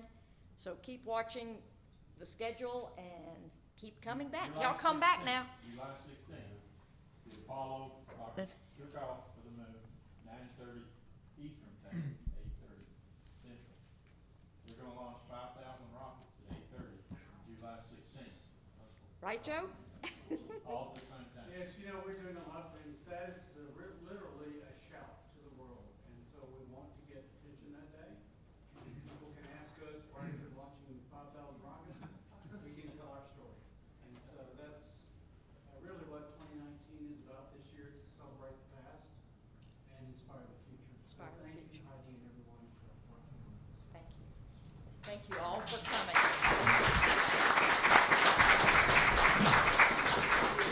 3, 2, 1, 0.